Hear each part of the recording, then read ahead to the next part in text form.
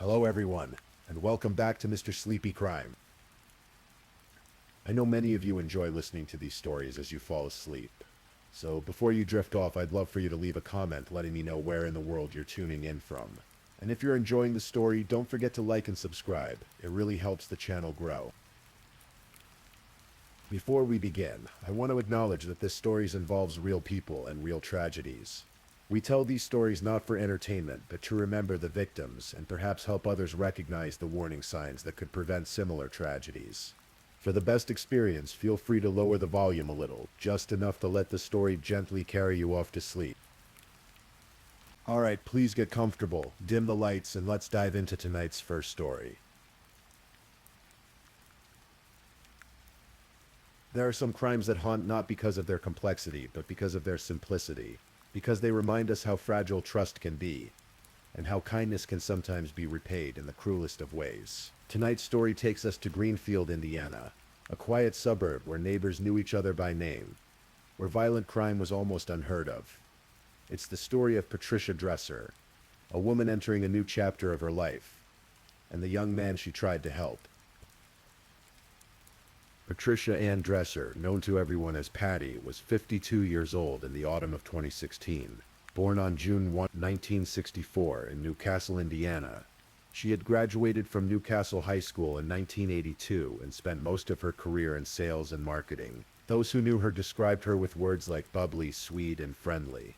One friend called her Sweet Patty because she would blush and giggle like a schoolgirl at the compliment, her humble nature always shining through.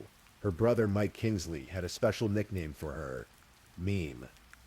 It was a name from childhood, born from her eagerness to always be included in games and family outings. Even as an adult, that same enthusiasm for life never left her. She loved her community and was actively involved in local organizations. She had a garden she tended with friends, Thursday night dinner traditions, spontaneous adventures to Florida, card games that stretched into the evening. But above all else, Patty was a mother. She had two sons, Daniel, who lived in Fishers, Indiana, and Nicholas, her youngest, who had recently joined the military and was stationed in San Antonio, Texas. As a single mother, she'd poured everything into raising those boys. And by all accounts, she'd done an exceptional job. Everyone who knew them could see how proud she was of the men they'd become. October 2016 found Patty at an interesting crossroads in her life. Both boys were grown and gone, and she was adjusting to being an empty nester. After years in real estate, she'd recently transitioned into a new career as an advertising representative in Shelbyville. It was exciting, this next phase of her life. She lived alone now in her home at 1190 Morningside Drive, in a neighborhood called Cricket Reel, a peaceful subdivision where violent crime simply didn't happen.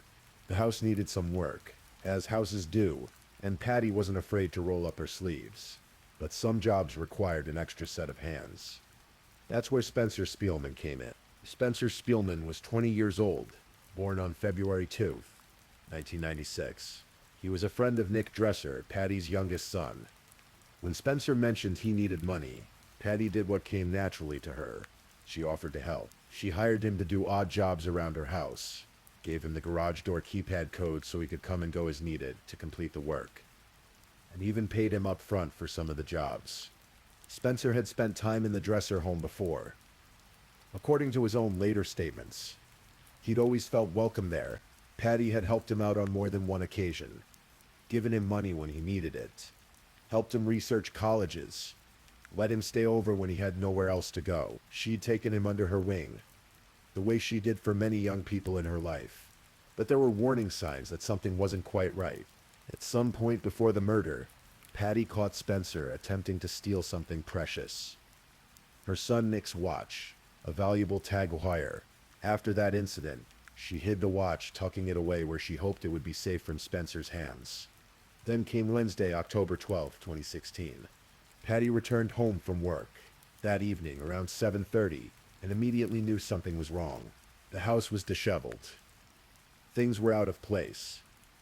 The watch box was sitting in the kitchen, empty.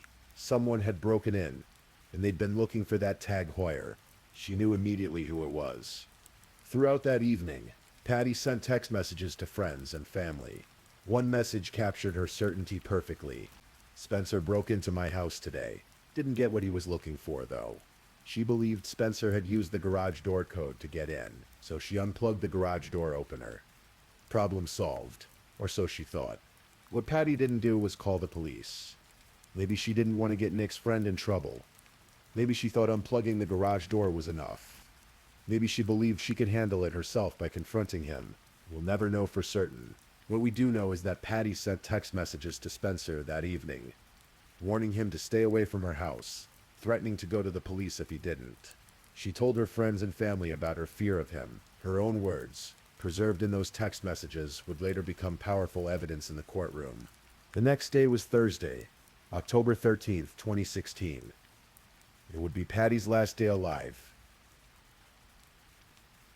The exact timeline of what happened that Thursday remains somewhat uncertain, as is often the case in crimes where there are no witnesses.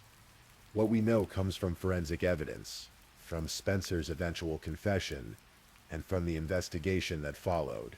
At some point during the day on October 13, Spencer Spielman entered Patty's home.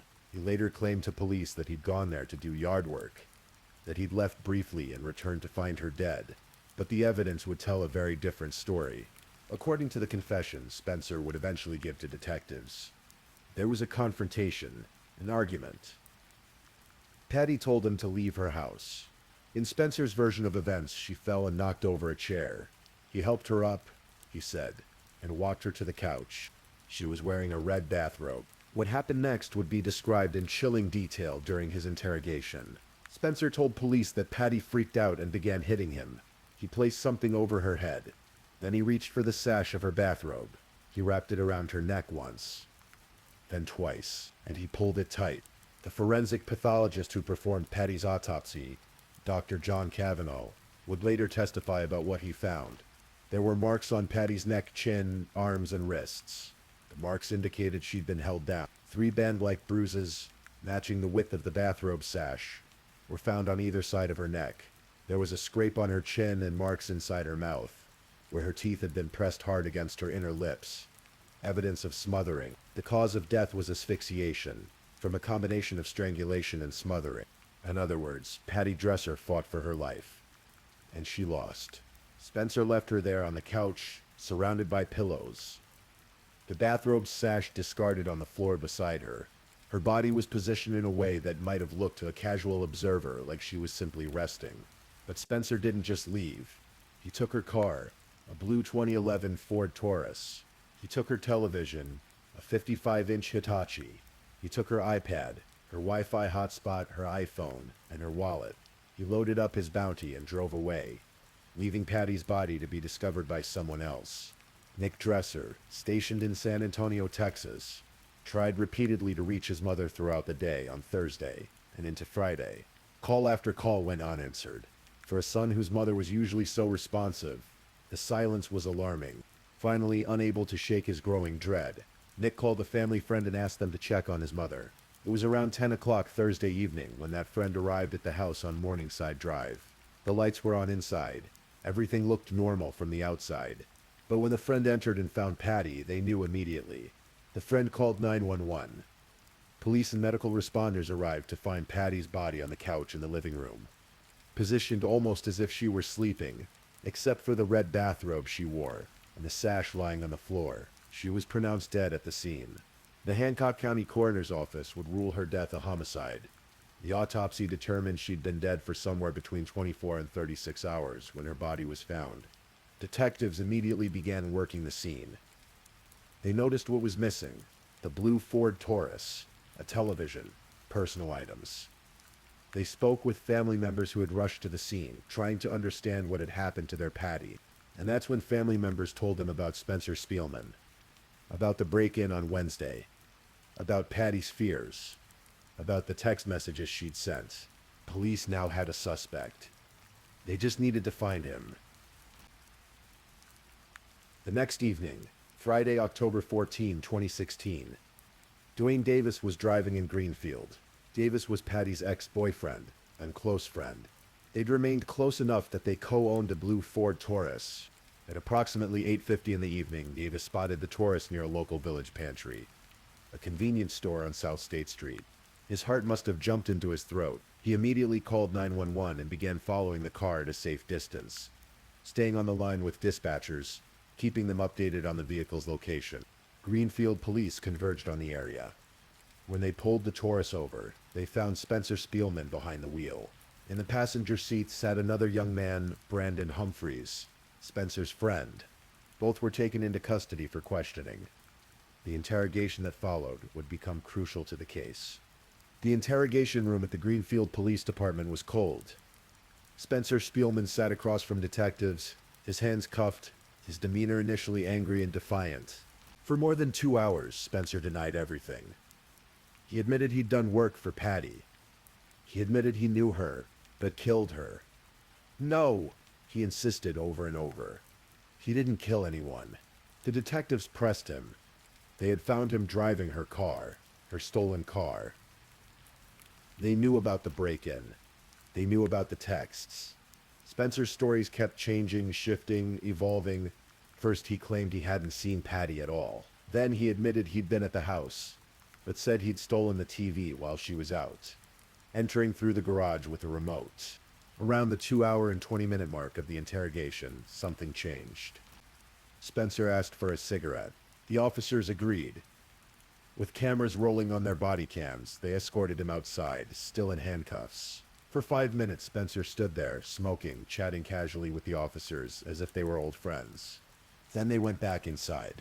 Spencer slouched into his seat in the interview room, and he said the words that would seal his fate. "I'm ready to tell you what happened now." What followed was a confession that would be played for the jury at his trial. In a calm voice, no longer angry or defiant, Spencer man-made the actions for the detectives. He showed them how he'd taken the sash of Patty's bathrobe and wrapped it around her neck. Once, twice, he demonstrated pulling it tight. He told them about returning later to remove the sash, finding her dead gray in color. He mentioned details about the crime scene that only someone who'd been there, only someone who'd killed her, could possibly know. The position of the pillows, the arrangement of items, the way her body was positioned on the couch. The detectives swabbed the inside of Spencer's mouth for DNA. They photographed his arms and hands, noting a fresh scratch on his left arm. Later, DNA testing would reveal Spencer's DNA on swabs taken from Patty's right hand, consistent with her having scratched him during their struggle. Spencer was booked into the Hancock County Jail on a $250,000 cash bond. He was charged with murder, robbery, and driving with a suspended license. The murder rocked the Cricket Rail subdivision. Neighbors like Lisa Meck, a mother of 2, expressed shock and fear. She lived separated from Patty's home by just a privacy fence, partially open from storm damage earlier that year. She'd used to leave her doors unlocked while at home with her children. It's shocking and disturbing all at the same time. Meg told reporters, "This neighborhood is mostly quiet. You don't hear too much negativity going around. You don't see crime." Another neighbor, a man named Foreman, echoed the sentiment. "We rarely have anything like this, and especially in this neighborhood. We rarely hear noise." The community struggled to understand how this could happen to someone like Patty in a place like Greenfield, in a neighborhood like Cricket Reel. How could a young man kill a woman who'd offered him nothing but kindness? How could he strangle her, rob her, and then drive around in her car as if nothing had happened? Meanwhile, in the days following his arrest, Spencer made phone calls from the county jail. These calls were recorded, as all jail calls are. In them, he told a very different story to his friends than the one he told the detectives. In these calls, his voice crackling through the prison phone system, Spencer claimed he hadn't killed Patty at all. He said he'd been doing yard work at her house, and had left briefly. When he returned, he said he found her body slumped on the couch, with the sash of her bathrobe wrapped tight around her neck. He claimed he'd removed the sash and run from the house. When police found him with her car, he said he panicked and confessed because he was scared of going to prison. He insisted he'd always felt welcome in Patty's home. He had no reason to kill her. He told his friends, none at all, but prosecutors believed otherwise. They believed the physical evidence, the DNA, the detailed knowledge of the crime scene, and yes, that initial confession all told the real story. As investigators dug deeper into the case, more pieces of the puzzle fell into place.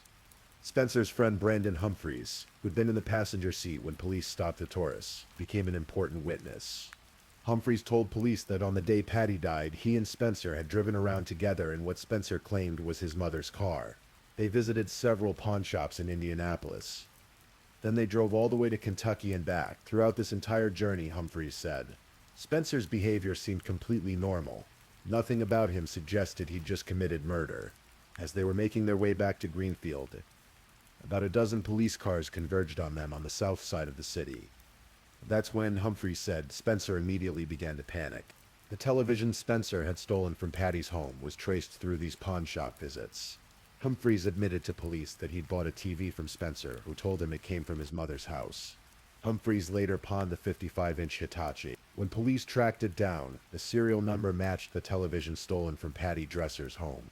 Investigators also learned more about Spencer's history with Patty. While Spencer claimed he'd always been welcome in her home, the evidence painted a more complicated picture. There was the attempted theft of Nick's watch, the break-in on Wednesday, the increasingly worried text messages Patty had sent to friends and family in the day before her murder. One friend testified that Patty had seemed genuinely frightened of Spencer in those final hours. She'd told multiple people about her suspicions regarding the break-in. She'd taken the step of unplugging her garage door opener. These weren't the actions of someone who felt safe. The trial of Spencer Spielman began in July 2017 in Hancock County Superior Court before Judge Terry Snow. It lasted 8 days and included testimony from nearly 30 witnesses and hundreds of pieces of evidence. The prosecution, led by prosecutors including Chief Deputy Prosecutor Marie Castor, built their case methodically. They presented Patty's text messages, showing her fear of Spencer and her knowledge that he'd broken into her home. They played the video of Spencer's interrogation, including that crucial moment after the cigarette break, when he confessed and demonstrated how he'd strangled Patty. They presented the DNA evidence showing Spencer's genetic material on Patty's hands, consistent with her having scratched him during their struggle.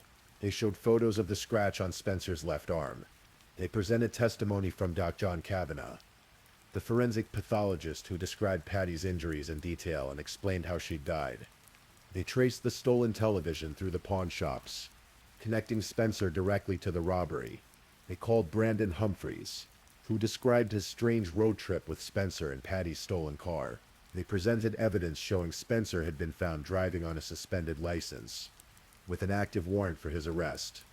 Most powerfully, they argued that Patty's own words from beyond the grave convicted Spencer. Her texts, her warnings, her fears, all pointed directly at him. These are her thoughts, and they are powerful, Prosecutor Kiefner told the jury. How do you set that all aside? But Spencer's defense attorney, John Merlau from New Palestine, fought back. His strategy was to attack the confession itself, arguing that it was false, coerced by police pressure and manipulation.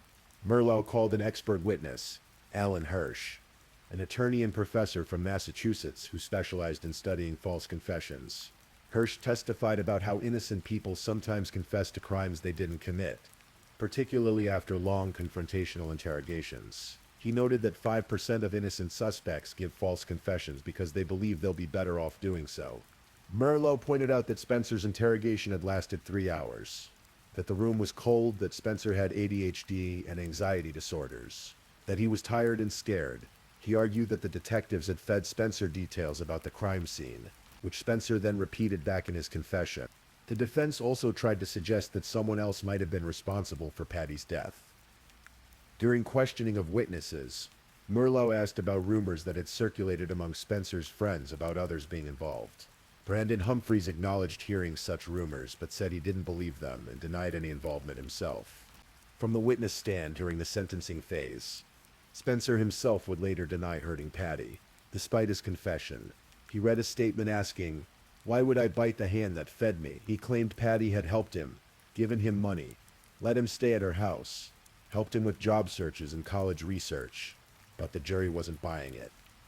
They'd heard the confession, they'd seen the demonstration, they'd examined the physical evidence, they'd listened to the expert testimony about how Patty died. On July 26, 2017, after 7 days of testimony, the jury reached their verdict. A tense silence hung in the courtroom as Judge Snow prepared to read it. Guilty. Guilty of murder. Guilty of robbery. guilty of driving while suspended. As the judge announced the verdict, Patty's friends and family wept. Outside the courthouse, as police and prosecutors descended the steps, Patty's loved ones applauded. These were the people who had brought their Patty's killer to justice. The sentencing hearing came in August 2017. It was, by all accounts, an emotional affair. Mike Kingsley, Patty's brother, took the witness stand with a photograph of his sister hanging from a lanyard around his neck. It was a picture of a younger Patty. He unfolded a letter he'd written, and with a smack that echoed through the quiet courtroom, slammed the paper down on the ledge in front of him. The anger in his voice was unmistakable as he addressed Spencer directly. "You took her life for a car and flippin' TV," Kingsley said, his words dripping with contempt. "You are a self-centered individual who only cares about what benefits you at the time."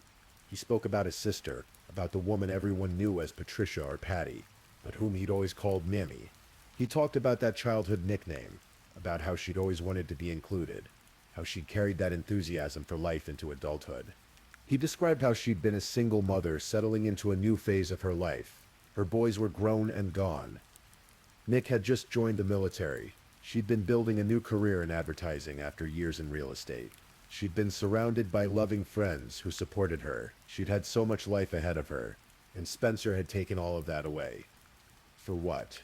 For a car and a television. For items he'd pawned for quick cash? The prosecution asked the judge to be strict, to give Spencer the maximum sentence allowed by law. They argued that his greed was despicable, that he'd betrayed someone who tried to help him, that he'd stolen not just property but a human life. From his seat at the defense table, Spencer maintained his innocence even as he faced sentencing. He continued to claim the confession was false, coerced, not reflective of what really happened. But Judge Snow had heard enough.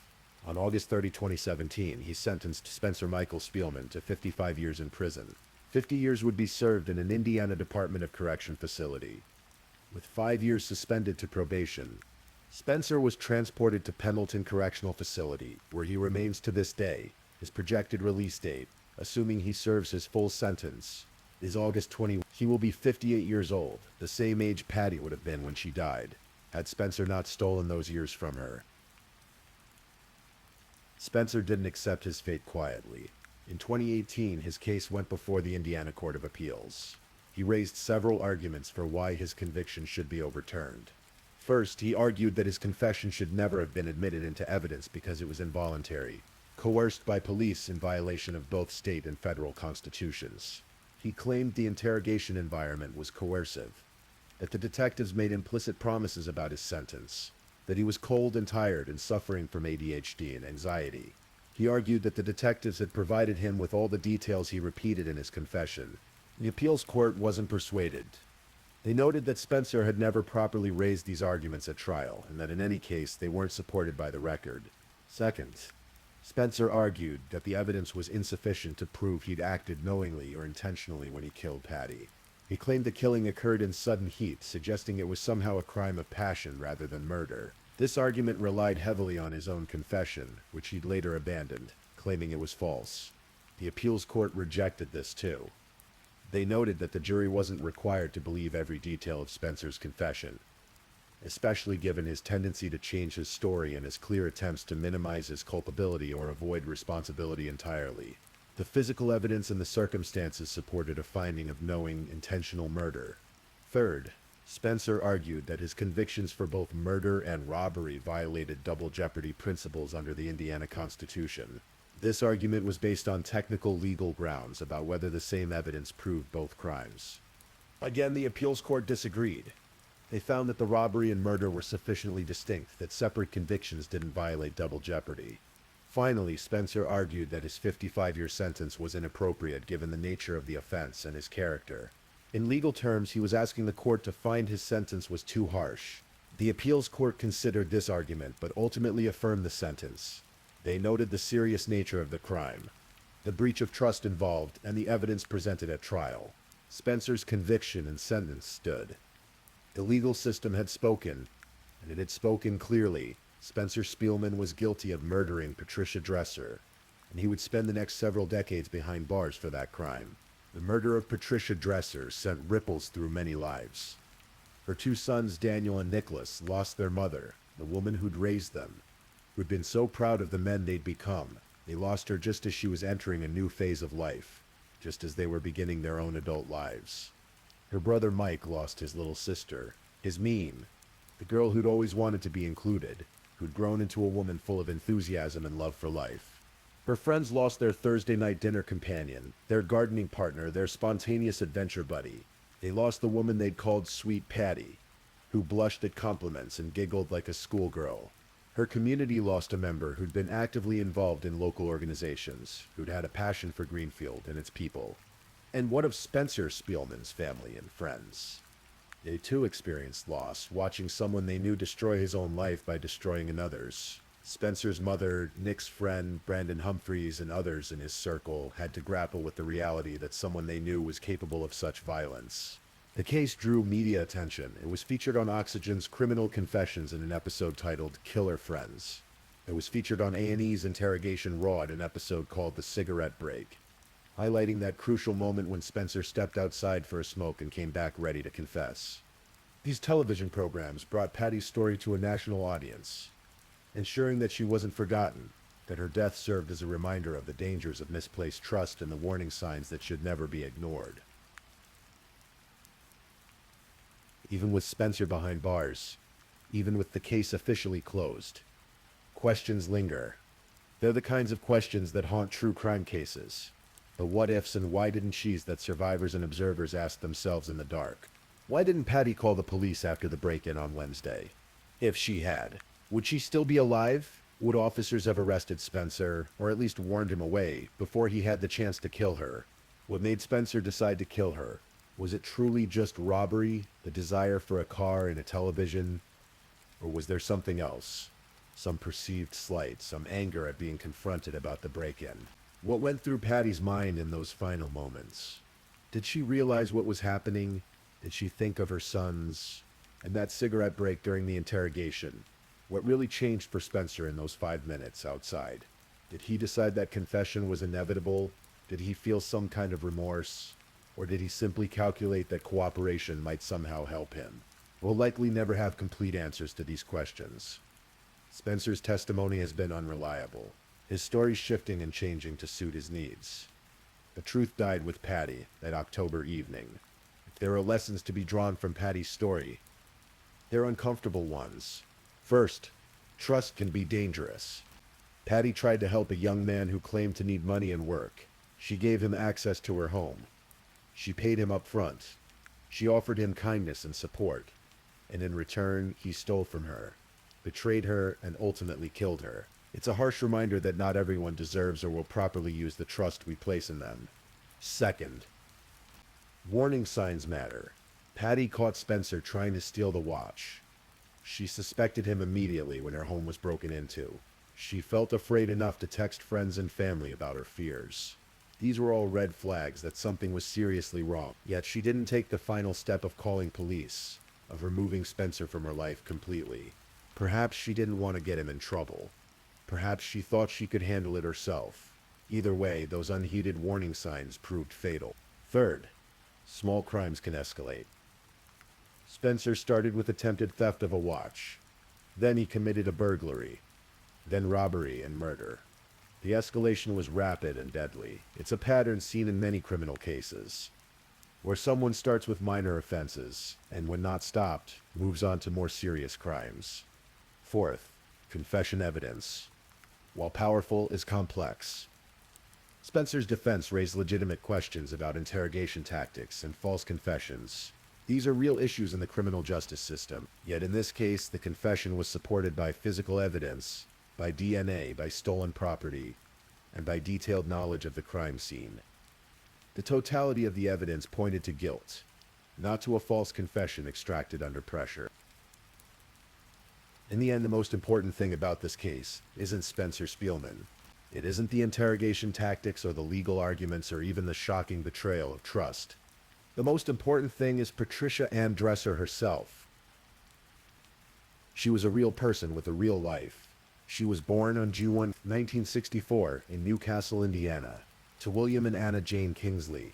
She graduated from Newcastle High School in 1982. She built a career in sales and marketing. She raised 2 sons as a single mother. pouring her love and energy into helping them become good men. She loved her community and gave her time to local organizations. She had close friends who treasured Thursday night dinners with her. She tended gardens, played cards, took spontaneous trips to Florida. She had a passion for life that showed in everything she did. She was someone's daughter, someone's sister, someone's mother, someone's friend. People called her Sweet Patty because that's what she was. Sweet and kind and genuine. She was 52 years old when she died, with years of life ahead of her, years she should have had to watch her sons build their own families, to advance in her new career, to enjoy her friendships, to simply be. Those years were stolen from her by someone she tried to help in her own home, in a quiet neighborhood in Greenfield, Indiana, on an October evening in 2016. She deserves to be remembered not as a victim, and not as a case number, not as an episode of a true crime show, but as Patty, as Mime, as the woman who blushed at compliments and always wanted to be included, who loved her boys more than anything, who tried to see the good in people, even when perhaps she shouldn't have. That's who Patricia Dresser was, and that's who Spencer Spielman took from the world. Rest in peace, Patty. You deserved so much better than the end you received. Your story has been told tonight so that you're not forgotten, so that others might learn from the tragedy of what happened to you, and so that your memory lives on beyond that terrible October night. If this is your first time listening to one of our true crime stories, welcome to Mr. Sleepy Crime, where we explore these cases in a calm and respectful way. I also want to take a moment to appreciate my amazing subscribers who've been rocking with me. Thank you so much for your continued support. If you're still awake and listening, don't forget to drop a comment. Let me know where you're tuning in from and the current time in your corner of the world. Or just say something to let me know you're still here. And if you haven't already, be sure to like this video and subscribe so you don't miss our next true crime stories for sleep. Now let's move on to our second story. Story 2. Tonight we'll explore a deeply troubling case from Connecticut. A story of love turned tragic, a missing child, and a justice system that fought for the truth. The morning of December 2nd, 2019, began like any other Monday at the daycare center in Ansonia, Connecticut. Staff members arrived, preparing for another day of caring for young children. But as the hours passed, something felt wrong. Christine Holloway, one of their most reliable colleagues, hadn't shown up for work. She hadn't called in sick. She simply wasn't there. For those who knew Christine, this was completely out of character. At 43 years old, Christine had built her life around caring for others. As the eldest of 5 children, she had developed a nurturing personality from a young age, helping to raise her younger siblings. She was the first person in her family to graduate from college, earning a bachelor's degree in psychology. Her passion had always been working with children, particularly infants, and she approached her work with what colleagues described as the patience of a saint. When Christine failed to arrive that Monday morning, her employer made the decision to request a welfare check. At 12:52 p.m., Ansonia police were dispatched to her small apartment at 6 Heim Myrtle Avenue, a quiet residential street in this working-class Connecticut town. Officer Kelly arrived just 7 minutes later, rang the doorbell, and knocked on the door. There was no answer. The apartment remained silent. The officer couldn't force entry based solely on a missed day of work, so he noted the situation and left. But as the afternoon wore on, Christine's family grew increasingly concerned. Her brothers Stephen and his girlfriend Jody Jacobellis decided to check on her themselves. Around 3:00 p.m., as Jody arrived at the apartment, she knocked repeatedly. No answer. Christine's car wasn't parked in its usual spot. A cold feeling of dread began to settle in Jody's stomach. By evening, the worry had transformed into genuine alarm.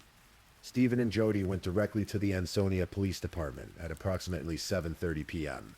They explained that it was completely unlike Christine to disappear without a word. They mentioned that Christine had a boyfriend, Jose Morales, who was also the father of her 14-month-old daughter, Vanessa. Jose typically visited on weekends, staying from Friday night through Monday morning. But nobody had heard from Christine since Friday, November 29th. This time, when police returned to the Myrtle Avenue apartment, they knew they had to get inside. Officers forced entry into the home.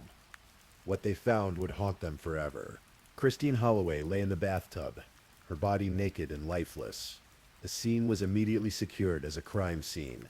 The Connecticut State Police Central District Major Crimes Unit was called in, along with the FBI. But there was another urgent matter. Christine's baby daughter, Vanessa, was nowhere to be found. This was now a dual investigation, a homicide and a missing child case. Lieutenant Patrick Lynch addressed the media the following day. His face grave. Our main focus at the moment is finding Vanessa Morales and making sure she's safe, he said. But even as he spoke, investigators were beginning to piece together a horrifying timeline of events. The medical examiner's report, completed on December 4th, revealed the brutal nature of Christine's death. She had been struck in the head at least 8 times with a blunt instrument. The blows had caused severe skull fractures and catastrophic trauma. The cause of death was officially ruled homicide by blunt force trauma. Christine had been beaten to death, and her killer had spent considerable time covering up the crime. As detectives worked the scene, they began to focus on Jose Morales, Christine's boyfriend and Vanessa's father. Jose was 43 years old, living primarily in New Haven with his parents, while maintaining a relationship with Christine and Ansonia. On the surface, they appeared to be a family unit. Jose, Christine, and baby Vanessa. They had spent Thanksgiving weekend together just days before Christine's murder, celebrating with both families. But beneath that surface, investigators would discover a much darker reality. On December 3rd, just hours after Christine's body was discovered, police executed a search warrant at Jose Morales' New Haven residence. His stepfather, Marcos Garcia, allowed officers into the home. During the search, they discovered 2 stun guns. Because Morales was a convicted felon, possession of these weapons was illegal. He was immediately arrested and held on a $250,000 bond. Not for Christine's murder, not yet, but for weapons violations. When officers informed Marcos, his wife Lydia, and Jose that Christine had been murdered, the reactions were telling. Marcos and Lydia were devastated, breaking down in shock and grief. Jose, however, showed remarkably little emotion. His stepfather would later recall being immediately suspicious of Jose's flat, detached response to news that should have shattered him. A silver alert was initially issued for Vanessa, because investigators didn't have enough information to issue an amber alert. They had no description of a vehicle, no suspect officially named, no known destination. But on December 4th, as the investigation intensified and evidence mounted, an amber alert was finally issued for the missing toddler. Then came a discovery that would prove crucial to the case. On December 5th, Mary Tetbach, the facility director at Community Crusade for Children, a local charity organization, called police with disturbing news. Items had been collected from one of their donation bins that appeared to be stained with blood. More alarmingly, many of these items belonged to a young child. When police arrived at the charity's warehouse, they found a grim collection: a diaper genie pail, a boppy baby pillow, baby clothes in size 12 months, a toy radio, blocks, and other toys. There was a towel that had what appeared to be blood, along with skin and hair attached to it. Additional items included paperwork and mail addressed to Christine Holloway, a pink baby croc shoe for the left foot, trash bags full of rags soaked with what looked like blood, and adult clothing also stained with what appeared to be blood. Officers returned to Christine's apartment and conducted a more thorough search. In the apartment, they found the matching bright pink baby croc shoe. Someone had systematically removed evidence from the crime scene and disposed of it in a charity donation bin. That someone, investigators believed, was Jose Morales. Throughout the early days of the investigation, Jose maintained his innocence. He told police varying stories about his whereabouts that weekend. Initially, he claimed he and Christine weren't close, that they were just acquaintances. Then he changed his story, saying he hadn't seen Christine on Monday morning, but had called her instead. However, there was no record of this phone call on his phone. His alibis began to crumble under scrutiny. He told police he was with a friend named Hector during the weekend. Christine was killed, but later in an interview he admitted, "I FaceTimed you from Hector's house to make you believe I was with her. Did you see anything in the background? You saw my face. I was making you believe I was with Christine." Surveillance footage would prove even more damaging. Video showed Morales' vehicle leaving 60th Myrtle Avenue on the morning of December 1st, the same morning Christine was likely killed. His stepfather told police that Jose had come home on Monday, December 2nd, around 1 p.m., contradicting Jose's claims about his timeline. On December 17, 2019, Jose Morales was officially named as a suspect in both Christine Holloway's death and the disappearance of Vanessa Morales. 2 months later, on February 7, 2020, he was formally charged with murder and tampering with evidence. When he appeared in court on February 18, 2020, Jose Morales pleaded not guilty. His defense strategy would prove to be as shocking as the crime itself. The case moved slowly through the justice system, delayed by the COVID-19 pandemic and the complexity of the investigation. Meanwhile, the search for Vanessa continued. Tips came in from across the country. In January 2020, a girl resembling Vanessa was spotted in Bridgeport, Connecticut. In January 2021, another possible sighting occurred in San Diego. Neither turned out to be the missing child. Ansonia Police Lieutenant Patrick Lynch expressed the frustration felt by everyone involved. "We have no idea what happened to her. It's something that we're trying to find out, trying to get information from anyone that may know something." The FBI offered a $10,000 reward for information leading to Vanessa's recovery. Christine's family refused to give up hope. Jody Jacobellis, Christine's sister-in-law, became a vocal advocate for both justice for Christine and the safe return of Vanessa. "We are shattered," she said in one interview. "We're looking every single day for her, and we're not going to give up until she's home, until she's back home with us." The years passed. Vanessa's first birthday without her mother came and went. Then her second, then her third. The National Center for Missing and Exploited Children released age-progressed photos showing what Vanessa might look like as she grew older. In September 2022, she turned 4 years old somewhere. But where? Finally, in April 2025, more than 5 years after Christine's murder, Jose Morales' trial began in Milford Superior Court before Judge Shuriya Murphy. The prosecution, led by Supervisory Assistant State's Attorney Howard S. Stein, prepared to present their case. That Jose Morales had brutally murdered Christine Holloway in the early morning hours of December 1st, 2019, and then spent the next 37 hours methodically cleaning up the crime scene and disposing of evidence before finally fleeing, leaving Christine's naked body in the bathtub. The trial would last 2 weeks and include nearly 200 pieces of evidence.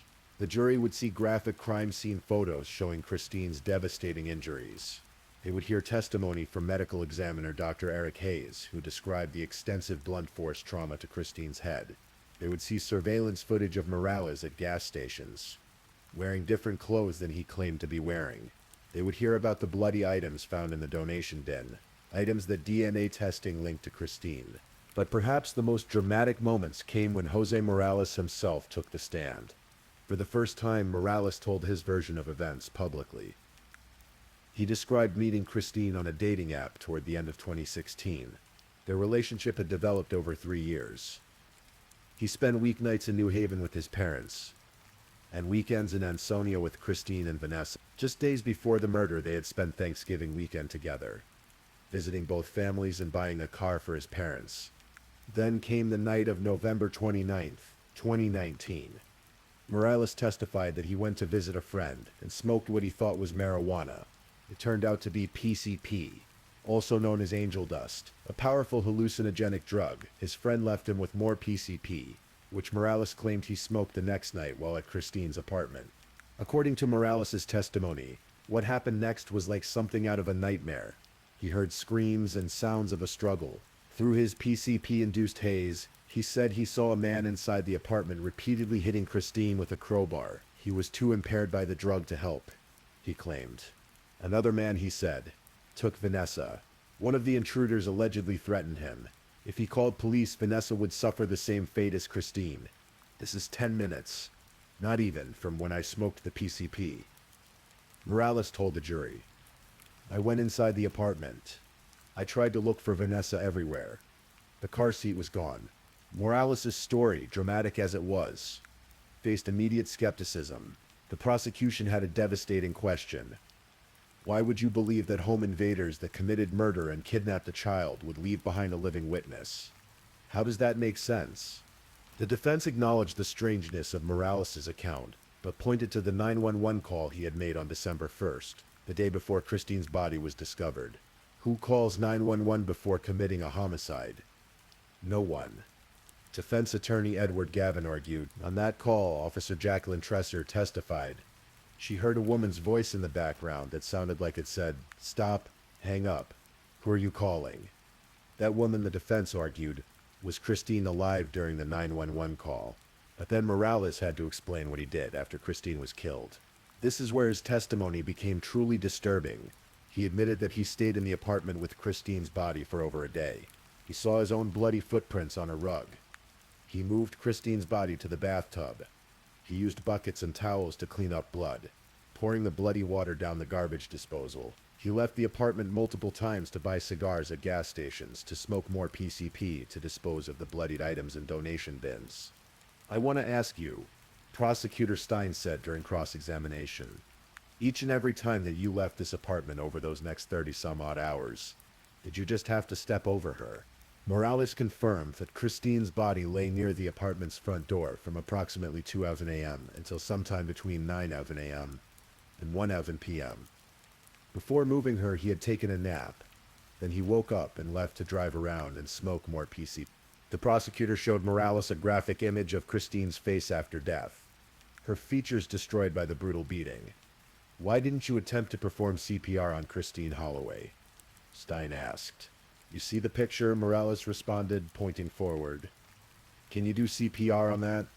Stein also revealed troubling aspects of Christine and Jose's relationship.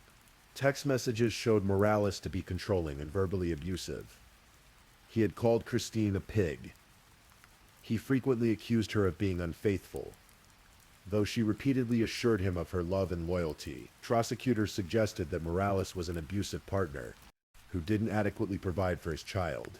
During his testimony, Morales also revealed a bizarre detail about his behavior while Christine lay dead in the apartment. He complained about noise coming from the garage below, where the landlord operated a woodworking shop. Morales said the noise annoyed him and prevented Vanessa from sleeping, so he had banged on the floor to make the landlord stop. "Christine Holloway is dead in that apartment. You are cleaning up a gruesome crime scene, and you're concerned about the noise coming from the garage downstairs?" Stein asked incredulously. The prosecutor also pointed out inconsistencies in Morales' story. He claimed he never changed clothes between Christine's death on December 1st and his police interview on December 3rd. But surveillance footage from a gas station showed him wearing completely different clothes than what police had seized during that interview. Perhaps most damning, Morales didn't tell police about the supposed intruders for almost 2 weeks, despite being interviewed multiple times during that period. When asked why, he claimed he didn't remember his initial interviews. The defense brought in a clinical psychologist to testify about the effects of PCP, how it could cause memory loss, impaired judgment, and disorientation. But under cross-examination, the prosecution challenged the psychologist's credentials and pointed out that Morales' methodical cleanup didn't seem consistent with someone so impaired. They couldn't function.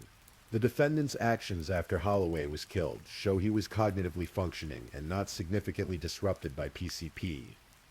The prosecution argued. After 2 weeks of testimony, closing arguments were held. The prosecution emphasized the forensic evidence, the systematic cover-up, and the implausibility of Morales' story. The defense argued that the state hadn't proven specific intent to kill and that Morales' drug use had altered his mental state. On Monday, April 21st, 2025, the jury began deliberations. They discussed the case for about 20 minutes before being dismissed for the day. On Tuesday morning, April 22nd, they resumed. Less than 2 hours later, they had reached their verdict. Jose Morales sat stoic as the jury foreman stood. His eyes closed briefly before the words were spoken. Guilty. Guilty of murder. Guilty of tampering with physical evidence. The 6 men and 6 women on the jury had decisively rejected Morales' story. After hearing all the evidence, they concluded that he and only he had killed Christine Holloway, and then spent 37 hours trying to hide what he had done. Christine's family linked arms and held hands, tears streaming down their faces. For them, it was the beginning of justice, more than 5 years in the making. On behalf of the Holloway family, I want to thank the jury in this case for the time, the effort they took from their personal lives to sit through this trial. Prosecutor Stein said afterward, "You all were there. You saw how difficult this material was to process. And these people stepped up, sacrificed their own time to fulfill this important civic function. The family is thankful to them for reaching these verdicts. As Morales was led from the courtroom in handcuffs, one of Christine's relatives yelled after him, "Where's Vanessa, scumbag?" He didn't answer. He never has. On July 14, 2025, Jose Morales returned to court for sentencing. Christine's family filled the courtroom, many wearing white t-shirts bearing Christine's image on the front and baby Vanessa's on the back. They had prepared victim impact statements, words they had been holding inside for more than 5 years. Christine's mother, speaking through her son who read her statement, said, "I couldn't believe my daughter was dead and my granddaughter was missing. I had to stop going to work and just try to go on to accept what happened." She asked for the maximum sentence, noting that she had already received the maximum sentence by not knowing where Vanessa is. Anna Rondonsky, Christine's aunt, told the court, "What was done to my niece, Christine Holloway, is unforgivable and disgusting, and that monster continues to lie." She added, "And then I realized he's not a human being, he's nothing but a monster." The defense attorney, Edward Gavin, made a final plea. "It's an extraordinarily difficult case. It shows the ills of PCP and drug use in our society." But Judge Shuri Murphy was unmoved. She had reviewed all the evidence, heard all the testimony, and seen the crime scene photos. Before pronouncing sentence, she addressed Morales directly. "Mr. Morales, you are a dangerous person, a significant threat to society, and you need to be removed from the community for a substantial period of time." Judge Murphy said. She called the crime vicious, and noted that Morales had shown a careless indifference to human life. The sentence, 60 years in prison for murder, plus 5 consecutive years for tampering with evidence. A total of 65 years. Jose Morales, who was 48 years old at sentencing, will likely spend the rest of his life behind bars. It is the hope of the Ansonia Milford State's Attorney's Office that the family and friends of Christine Holloway receive some measure of justice with this disposition today. State's Attorney Margaret E. Kelly said in a statement following the sentencing. But even as justice was served for Christine, one crucial question remained unanswered. Where is Vanessa Morales? The investigation into her disappearance continues to this day. Ansonia Police Lieutenant Patrick Lynch spoke after the trial, expressing both relief at the conviction and determination to find Vanessa. "In my 35 years, this is probably the biggest, most complex investigation that the police department's undertaken," he said. "We have the first piece resolved. Now we're hoping to try and get the second piece resolved." The search for Vanessa has been exhaustive. It has spanned Connecticut, expanded across the United States, and even reached into other countries. Police have followed every lead, chased every tip, investigated every possible sighting. But Vanessa Morales, who would now be approximately 7 years old, remains missing. Christine's family has vowed never to give up. Jody Jacobellis, who has become the family's voice in the search for Vanessa, regularly posts updates on social media. Age-progressed photos of Vanessa are shared widely, showing what she might look like as she grows older. Now that this portion of our lives is done, we now can focus more on bringing home Vanessa to us again. Jacobellis wrote after Morales' conviction. The family posts constantly on social media platforms, pleading for the public's help. "We are constantly posting on all social media platforms for the public's help. Please continue sharing Vanessa's new aged progression photo," Jacobellis said. Vanessa will turn 7 years old on September 7th. Ansonia police have stated that whoever provides information leading to Vanessa's return will not face charges. They have assured the public that their sole focus is bringing the child home safely. After Morales' sentencing, detectives began the painstaking process of reviewing all the trial transcripts, hoping that something said during the 2-week trial might provide a new lead. The question haunts everyone involved. What happened to Vanessa Morales? Did Jose Morales harm his own daughter? Did he hide her body somewhere, a location he has never revealed? Or could his story about intruders kidnapping Vanessa contain some grain of truth? Could Vanessa somehow still be alive, living somewhere under a different name, unaware of who she really is? Ansonia Mayor David Cassetti said in 2021 that he believes Vanessa is alive, but Lieutenant Lynch was more cautious. "We have no idea what happened to her. It's something that we're trying to find out." The FBI continues to monitor the case. The National Center for Missing and Exploited Children keeps Vanessa's profile active, updating it regularly with age-progressed images. Family members have described Vanessa as the light of our lives, an inseparable companion to her mother before tragedy struck. Christine's obituary painted a picture of a woman whose entire life was dedicated to caring for others. She loved working with babies, had infinite patience, and would do anything for anyone. She was a parishioner at St. Andrew's Church in Bridgeport, where she was a member of the Columbiates. Above all, she was a loving mother to Vanessa. They were inseparable, until someone violently tore them apart. In the days before her murder, Christine had been living her normal life. She had celebrated Thanksgiving with Jose and his family, as well as her own. They had gone car shopping together. By all external appearances, they were a couple navigating the complexities of a relationship while raising a young child together. But those text messages revealed a darker truth. Morales' controlling behavior, his accusations, his verbal abuse, these were warning signs of a relationship that had turned toxic. And on that December night in 2019, whether in a rage or in cold calculation, Jose Morales took Christine's life with shocking brutality. The medical examiner's findings were unequivocal. Christine had been struck at least 8 times in the head with a blunt instrument. The force was tremendous, causing severe skull fractures. This was not a crime of passion that ended quickly. This was sustained, deliberate violence. And then came the cover-up. 37 hours of it. Morales didn't call for help. He didn't call 911 except for that earlier call when Christine may have still been alive. He didn't alert Christine's family or his own. Instead, he cleaned, he moved the body. He disposed of evidence, he smoked PCP and bought cigars. He drove around town. He banged on the floor to complain about noise from the garage below. All while Christine's body grew cold. And Vanessa was somewhere. But where? The trial revealed the full extent of Morales' deception. When his mother and stepfather questioned him about Christine and Vanessa after police informed them of the murder, he repeatedly said, "I did not know," as his only response. When challenged about his whereabouts, he admitted to fabricating FaceTime calls to make people believe he was with Christine when he wasn't. His story about intruders attacking Christine while he was too impaired on PCP to help simply didn't hold up under scrutiny. As the prosecution pointed out, why would armed intruders who just committed murder and kidnapping leave behind a perfectly healthy adult witness? The answer, they would.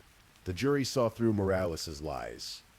After hearing 2 weeks of testimony and viewing nearly 200 pieces of evidence, they deliberated for less than 4 hours before reaching their verdict. It was, by any measure, a decisive rejection of the defense's case. Now Jose Morales will spend the rest of his life in prison. He will never walk free again. He will never hold another child. He will grow old behind bars, haunted, one hopes, by what he has done. But Christine Holloway will never grow old. She will forever be 43, frozen in time at the moment. Her life was stolen from her. She will never see Vanessa grow up, start school, make friends, experience life. All of that was taken from both of them. And Vanessa, wherever she is, has been robbed of her mother, her childhood, her family, and potentially her very identity. If she is alive, does she remember Christine? Does she know she has a family desperately searching for her? Does she look at age-progressed photos of herself and wonder about the little girl in the picture? The Ansonia Police Department continues its investigation, following every lead no matter how small. They ask anyone with information about Vanessa Morales to come forward. There is still a reward available. The department has made clear they will not give up until they find answers. While the conviction of Jose Morales closes one part of this case, we continue to investigate the disappearance of Vanessa Morales. Chief Andrew Cota stated after the verdict, "This case represents both the best and worst of humanity.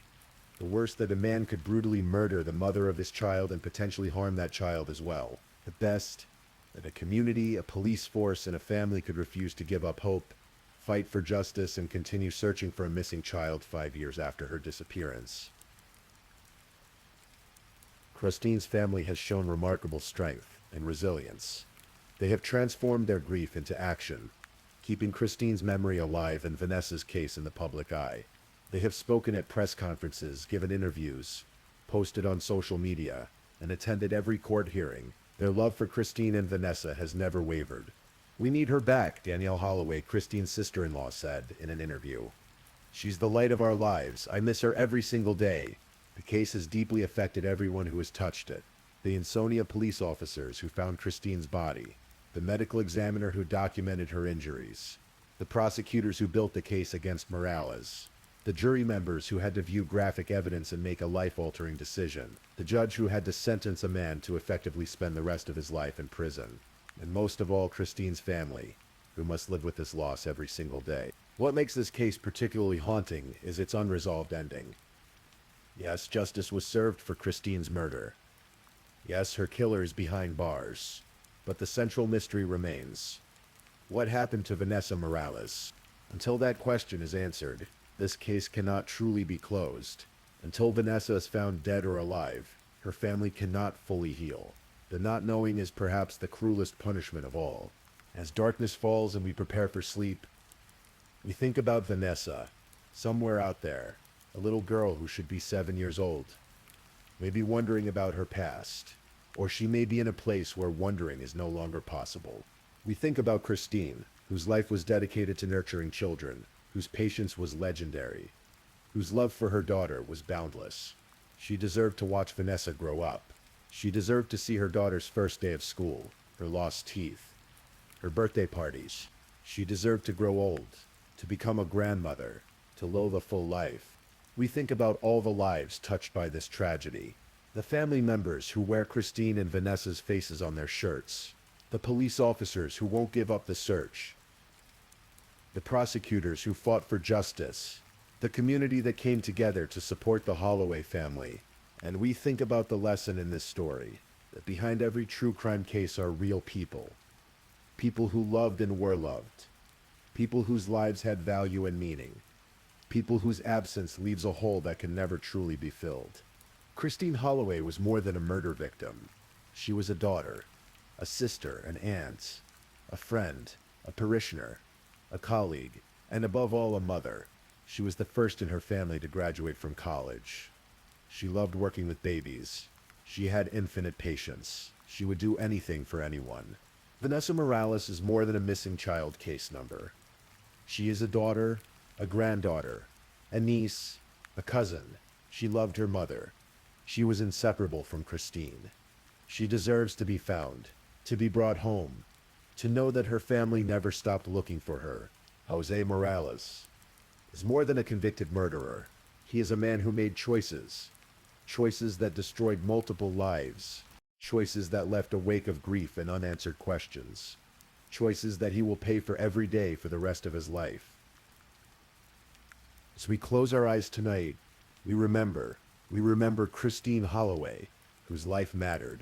We remember Vanessa Morales, whose fate remains unknown. We remember that justice, while sometimes slow, can prevail, and we hold on to hope. Hope that one day the mystery of Vanessa's disappearance will be solved. That one day the Holloway family will have the answers they so desperately seek. The story of Christine Holloway and Vanessa Morales is not just a true crime case. It is a reminder of the fragility of life, the importance of vigilance in the face of abuse, and the unbreakable bonds of family love. It is a testament to the dedication of law enforcement officers who work tirelessly to solve the unsolvable and find the unfindable. And it is a call to action for all of us. To be aware of those around us, to recognize warning signs of domestic violence, to speak up when something doesn't seem right, and to never give up hope that missing loved ones can be found. Christine Holloway's voice was silenced on December 1st, 2019. But through the efforts of her family, the dedication of investigators, and the verdict of 12 jurors, her story has been told. Her killer has been held accountable. Justice, imperfect as it may be, has been served. Now we wait. We wait for the day when Vanessa Morales' story can be told completely. We wait for the day when the missing piece of this tragic puzzle is finally found. We wait for the day when Christine's family can have the closure they so richly deserve. Until then, Vanessa's face appears on missing children websites. Her age-progressed photos are shared on social media. Tips are followed up on, no matter how unlikely. The search continues, day after day, month after month, year after year. If you have any information about the disappearance of Vanessa Morales, please contact the Ansonia Police Department at 203-735 or the FBI tip line at 203-5. Remember Vanessa's name. Remember her face. Remember that somewhere a little girl is missing and a family is waiting for her to come home. As you drift off to sleep tonight, hold your loved ones a little closer. Appreciate the ordinary moments that make up a life. And say a small prayer or send a positive thought for Vanessa Morales. That wherever she is safe, and that someday, somehow, she will be found. Please, if you're still awake, drop a candle. I want to see who's still with me. Also, don't forget to tell me where you're listening from, the time in your corner of the world, and maybe share one thing you've learned from tonight's stories. Meanwhile, let's move on to our third story. Story 3. In the quiet suburbs of Hudson, Ohio, where tree-lined streets cradle modest homes and neighbors wave to one another from front porches, there exists a particular kind of American tranquility. It's the sort of place where children ride bicycles down sidewalks until the streetlights flicker on, where autumn leaves gather in careful piles, and where the most excitement usually comes from high school football games on Friday nights. Hudson is a city of order and routine, of morning coffees at familiar cafes and evening walks past well-maintained lawns. But on April 19th, 2023, that tranquility shattered in ways the community never expected. This is the story of Todd Morgan, a beloved professor, devoted father, and a man whose life intersected with darkness in the most unexpected way. Todd Allen Morgan was born on May 19th, 1981 in Grand Rapids, Michigan, to parents Cecil and Sandra Dinges. From his earliest days, Todd possessed that particular combination of intelligence and restlessness that marks those destined for interesting lives. His mother would later describe him as adventurous and strong-willed, a boy who approached the world with curiosity and determination in equal measure. Young Todd didn't follow a conventional path. While many of his peers mapped out straight lines from high school to college to career, Todd wandered, explored, and discovered. He moved to California not once but twice, living on the famous Hollywood Boulevard at one point, working in a shoe store while soaking in the energy of Los Angeles. He spent time in Traverse City, Michigan, working at Milliken's department store. These weren't just jobs to pass the time. They were chapters in the education of a young man, learning about people, about commerce, about the intricate ways that businesses connect with their customers. But eventually, the call of formal education became too strong to resist. Todd set his sights on Cleveland State University, the institution that would shape his life in more ways than one. In 2005, he earned his bachelor's degree in business administration. But Todd wasn't finished. Just 1 year later, in 2006, he completed his master's degree in the same field. These weren't just credentials to him. They represented a profound appreciation for the professors who had guided him, who had sparked something within him that would eventually draw him back to teaching. Todd's career in the corporate world began with Unilever, where he worked as an account executive. Later, he became a senior marketing analyst and data modeler for Amerimark. He was good at what he did, applying his keen analytical mind to understanding consumer behavior and market trends. But something was missing. The world of business strategy and product development fascinated him on an intellectual level, but he wanted to pass that knowledge on, to inspire in others what his professors had inspired in him. In 2015, Todd achieved what he had been working toward for years. He earned his PhD in business administration from Kent State University, focusing on strategy and entrepreneurship. His doctoral work wasn't abstract or theoretical for its own sake. Todd was interested in real-world applications, in how businesses developed new products, how innovation happened, and how firms created competitive advantages in crowded markets.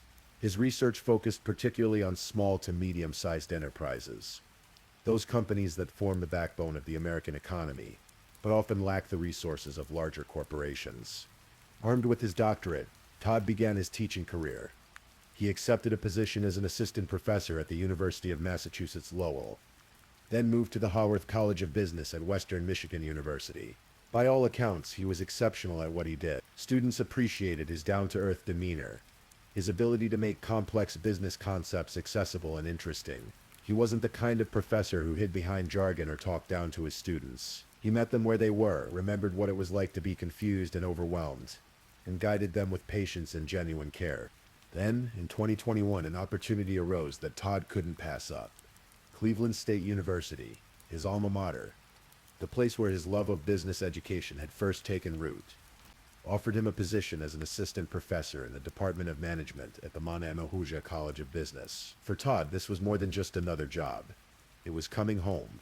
In interviews given shortly after joining the CSU faculty, Todd spoke with genuine emotion about what the university meant to him. He was grateful for the education he had received there, grateful for the professors who had shaped his career trajectory. He wanted to have the same impact on the next generation of business students.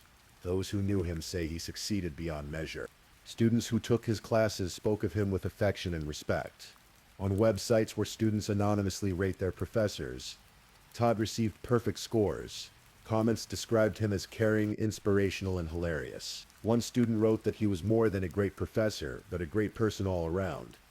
Someone they could talk to about anything in life, not just classroom material. Another noted that at the time of his passing, they were currently enrolled in his class and considered him the best professor they'd ever had. His colleagues echoed these sentiments. President Laura Bloomberg of Cleveland State described Todd as a kind and dedicated colleague, a skilled educator who was well-liked and respected throughout the university community. His research continued to flourish. He published papers on corporate venture capital, entrepreneurial orientation, and innovation strategies. He was earning recognition in his field, receiving tenure and research awards, building the kind of career that academics dream of. But perhaps most importantly, Todd was a father. He had 2 children, a son named Aaron and a daughter named Cecilia, often called CC. His obituary would later state that all who knew Todd could attest to his fierce love of his family. Being a father wasn't just one aspect of Todd's life, it was the center of it. Nothing brought him greater joy than time spent with his children. He was committed to ensuring they had everything they needed, not just materially, but emotionally and spiritually. His world revolved around them, and theirs around him. In early 2023, Todd Morgan was 41 years old. He was living in a home on West Streetsboro Street in Hudson, a pleasant neighborhood where crime was virtually non-existent. He was successful in his career, devoted to his children, and respected by everyone who knew him. His life had the comfortable rhythm of routine, teaching his classes, conducting his research, attending his children's activities, planning for their futures. He had no way of knowing that his life was about to intersect with someone whose presence would end everything he had built. In April of 2023, Todd Morgan, like millions of Americans, was navigating the complicated landscape of modern dating. He had experienced a previous marriage to Therese Reagan that lasted 10 years, during which he had become a stepfather to her son Aiden and welcomed his own son Aaron. That relationship had ended, but Todd remained committed to being present in his children's lives.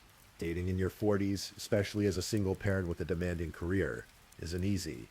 The old methods of meeting people through friends or chance encounters at social gatherings had largely been replaced by apps and algorithms. So Todd, like so many others, turned to Bumble, one of the popular dating applications that promises to connect people looking for relationships. On Bumble, Todd's profile painted the picture of who he was. An educated professional, a professor, someone interested in meaningful conversation. The app's interface is simple. You scroll through profiles, looking at photos and brief biographical details. If you're interested, you swipe right. If the other person is also swiped right on you, it's a match, and you can begin chatting. At some point in early to mid-April 2023, Todd matched with a woman named Tariana Pashkal. She was 31 years old at the time, living in Cleveland. What Todd saw in her profile appealed to him enough to initiate contact. Or perhaps she initiated contact with him. The specifics of those early digital conversations are lost to us, but we know they occurred. Tariana Pashkal was not who she appeared to be. Court documents would later reveal that she worked as a prostitute, with messages found during the investigation, hinting at her fees for services. But whether Todd knew this initially is unclear. What is clear is that over the course of a few days, they exchanged messages through the Bumble app. The conversations apparently went well enough that plans were made for an in-person meeting. On April 18, 2023, the day before the murder, digital records show that Tariana Pashkal was busy online. She searched for Todd Morgan's profile, looked at his photos, studied his information. She also searched for images of his house, the residence on West Streetsboro Street in Hudson. These searches paint a picture of someone planning, someone gathering information with purpose. That evening, Todd made what his mother would later call a fatal mistake. He invited Tariana Pashkal to his home. According to prosecutors, they mutually agreed to meet. Todd opened his door to her. He let her inside. There was nothing in their brief digital interaction that would have led him to suspect anything was going to go wrong. Phone records would later place Pascal at Morgan's home shortly after midnight on April 19th. We can imagine the scene, though we'll never know the full truth of what transpired. A late-night visit, perhaps conversation, wine bottles, would later be found at the scene. Maybe music playing softly in the background. On the surface, it might have seemed like an ordinary late-night encounter between two adults who had connected through a dating app. At 7:04 a.m., Todd sent Tariana $50 through Cash App, a digital payment service. Investigators would later discover this transaction.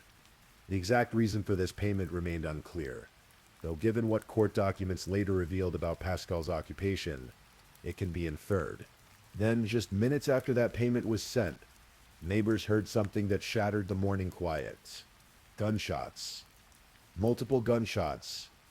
Loud and unmistakable, echoing through a neighborhood where such sounds were almost unimaginable. At approximately the same time as those gunshots rang out, something else happened. A 911 call came in from Tariana Pascal's cell phone, but no one spoke. It was what dispatchers call a hang-up call. The dispatcher tried calling back, leaving a message on Pascal's voicemail. "Hello, this is the Hudson Police Department. Your cell phone just called 911, calling to make sure there's no problems. Please call us back." No one called back.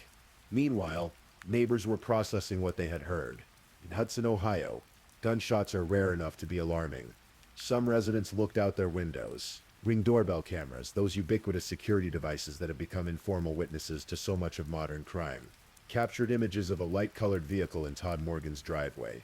They captured something else too, a woman carrying a box entering the house earlier, and later leaving through the back door. Inside the house on West Streetsboro Street, Todd Morgan lay dead in a pool of his own blood. He had been shot 7 times. A medical examiner would later determine that he sustained gunshot wounds to both his head and torso. The scene was chaotic. Shell casings were scattered around the interior. Wine bottles sat on surfaces. Remnants of what might have been an evening that started in a very different way. There was evidence that Pascal had been in Morgan's bedroom, and then there were the bloody footprints. They tracked from inside the house, out through the back door, onto the deck. Whoever left those prints had walked through Todd Morgan's blood as they departed, but Todd's body wouldn't be discovered for many more hours. The sun rose on April 19th, 2023, and Hudson went about its business, unaware that one of its residents lay dead in his home. Todd had plans that day. He had responsibilities. Most importantly, he was supposed to pick up his daughter from school. When Todd didn't show up, someone became concerned enough to ask the police to conduct a welfare check. Around 7:00 p.m. that evening, nearly 12 hours after the murder, Hudson police officers arrived at the residence on West Streetsboro Street. Body camera footage from that night, later released to the media, shows officers approaching the house. They knock on the door. No answer. One officer peers through a front window while another tries the door. Then one of them sees something that makes his blood run cold. "He's down," an officer says. "I see someone down." They can see through the window into the home, a person lying motionless on the floor. The officer immediately radios for EMS units. But it's clear from the scene that emergency medical services won't be able to help. When officers enter the house, they find Todd Morgan exactly where he fell. The gunshot wounds are obvious. The massive amount of blood makes it clear he's been dead for hours. The scene tells a story, if you know how to read it. The shell casings indicate multiple shots fired from a handgun. The positioning of Todd's body, the blood spatter patterns, the evidence scattered throughout the house. All of it speaks to a violent, sudden end. Hudson Police Chief Perry Tabak arrived at the scene. For a small community like Hudson, a murder investigation of this magnitude was unprecedented. The police department immediately began treating this as what it clearly was, a homicide. But they also wanted to reassure the community. Chief Tabak made a statement to the press.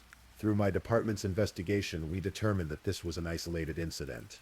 That phrase, isolated incident, is police speak for, the community isn't in danger from a random killer. Whatever happened here, it was specific to this victim and this perpetrator. But who was the perpetrator? That was the question that would consume the Hudson Police Department for the next 5 weeks. When Cleveland State University learned that one of their professors had been murdered, the news sent shockwaves through the campus community. President Laura Bloomberg sent an email to the entire university community, breaking the difficult news that Dr. Todd Morgan had been killed at his home. She offered campus resources for counseling and support, knowing that students and faculty would be struggling with the loss. Students were devastated. Social media filled with tributes to Professor Morgan.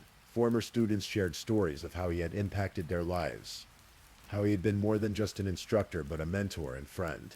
The management department he worked in mourned deeply. This wasn't just the loss of a colleague. It was the loss of someone who had been genuinely beloved. But while the Cleveland State community grieved, the Hudson Police Department was methodically building a case. They had a crime scene rich with physical evidence, but they needed to connect that evidence to a suspect. The Ring doorbell cameras from neighbors became crucial. They had captured that light-colored vehicle in Todd's driveway. They had captured images of a woman with long, dark hair. Investigators began the painstaking work of trying to identify this person. The bloody footprints on the back deck were photographed and measured. They appeared to be from a woman's shoe. Crime scene technicians collected the shell casings for ballistics testing. They would need to find the gun that fired those bullets to make a match, but the casings themselves could provide valuable information about the type of weapon used. Then investigators found something interesting at the scene. 2 burned mild cigars. These weren't expensive cigars or cigarettes. They were the kind of mild cigars you might buy at a convenience store, but they would prove to be extraordinarily important. DNA testing on those cigar stubs would eventually link them to Tiriana Paschal, but investigators didn't have her name yet. They had DNA, but they needed a suspect to compare it to. The breakthrough began with Todd Morgan's cell phone, or rather the lack of it. Investigators discovered that Todd's phone was missing from the scene. In a murder investigation, a victim's phone is often gold for investigators. It contains calls, texts, app usage, location data, a digital diary of the victim's final hours and days. But Todd's phone was gone. This was significant for 2 reasons. First, it suggested this wasn't a crime of sudden passion, but rather that the killer had taken time after the murder to collect the phone. Second, if they could find that phone or track its digital signature, they might be able to track the killer. Investigators worked with phone companies and app developers to access Todd's digital records. They discovered his activity on Bumble. They found his matches, his conversations. And there in those digital records was Tiriana Paschal. The investigative team built a timeline. Todd and Tiriana had matched on Bumble. They had chatted for a few days. They had agreed to meet. Phone records showed Tiriana's phone was at Todd's house in the early morning hours of April 19th. And that's when investigators caught a break. Tiriana Paschal's phone had made that accidental 911 call right around the time of the murder. This was likely a pocket dial, the phone's emergency feature being triggered accidentally. But it gave investigators something crucial, confirmation that her phone was at the scene at the time of the killing. But there was more. Investigators tracked Todd Morgan's missing phone. Cell tower data showed it leaving Hudson, traveling along the highway toward Macedonia, a nearby city, and then the phone's signal went dead. Further investigation revealed that someone had discarded the phone along the highway in Macedonia, the same phone records that placed Tiriana Paschal at Todd's house during the murder. Also showed her traveling along that same route shortly afterward, at the exact time Todd's phone was moving before its signal ceased. Detectives obtained a warrant for Tiriana Paschal's phone records and computer usage. What they found was remarkable and chilling. In the days immediately following Todd Morgan's murder, Paschal conducted daily searches for information about the case. She searched Fox 8 News and other local media websites obsessively, looking for updates about the investigation. She Googled her own name more than 40 times. She searched for information about how police trace phones and computer records. She looked up what information Apple shares with law enforcement authorities. This pattern of behavior, this digital surveillance of one's own crime, is not uncommon. Criminals often can't help but monitor the investigation into their own actions, driven by a mixture of fear and fascination. But it also leaves a trail. Investigators also scoured Tiriana Paschal's social media accounts. There, they found something that connected back to the crime scene.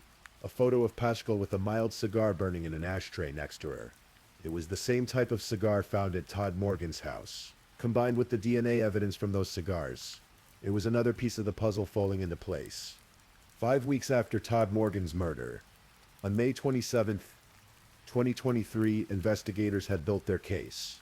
They obtained a warrant for Tariana Pascal's arrest. She was located at an apartment in Akron, not far from Cleveland. When police arrived to take her into custody, she didn't run or resist.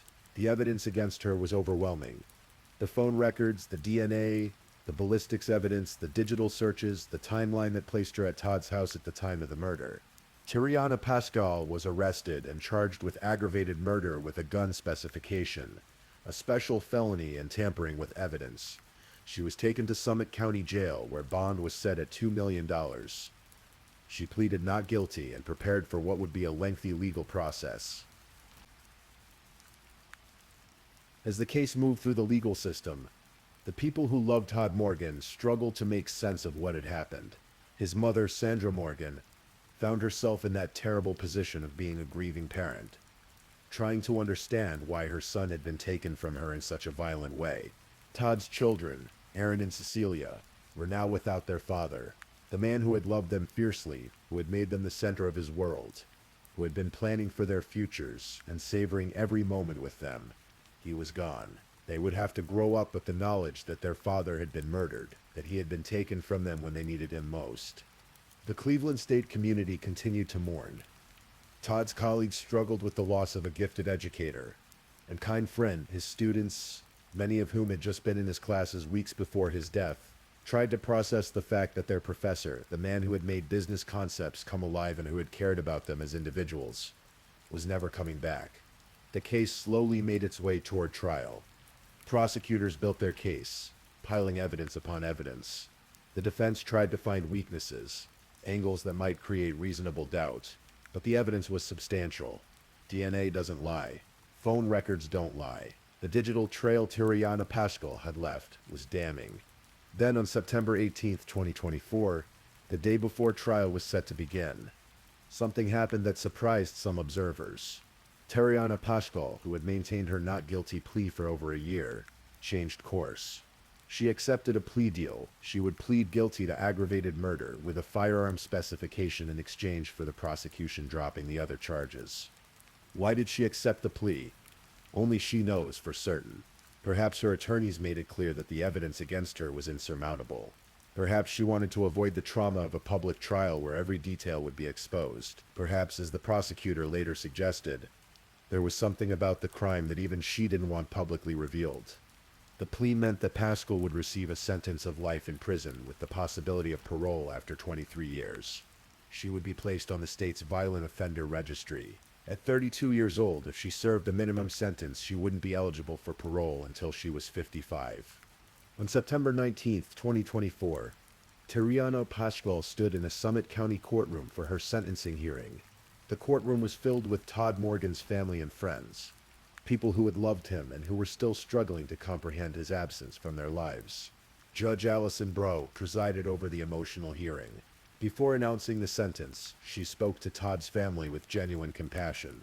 "There's nothing that the court can do to make this better, to make this okay, to make this any easier," she said. "I will say that the avoidance of a trial is a benefit to everyone, because it is an extremely traumatic experience for everyone involved. There would be images and things that you would have to see that you could never unsee." Then came the victim impact statements. This is the moment in court proceedings where those affected by the crime can address the perpetrator directly, can speak their pain and anger and grief into the official record. Todd's mother, Sandra Morgan, stood before the court, holding photos of her son. She spoke for more than 10 minutes, her voice carrying the weight of a mother's unbearable loss. She addressed Pascal directly, and her words were both devastating and powerful. "Todd's not here to tell his story," Sandy Morgan said. "Only God, Todd, and you know the truth of what happened on April 19. All I know is he was brutally murdered by you, and he basically died for nothing. You didn't even know him," she continued, her grief and anger palpable. "Your actions to take my son's life changed my life forever.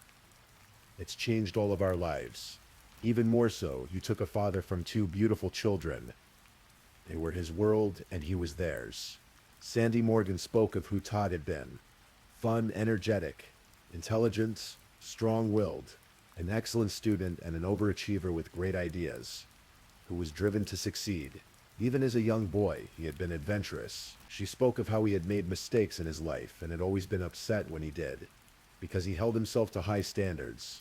However, the evening of April 18th, 2023, "You made a fatal mistake," Sandy said. "And he allowed you in his home.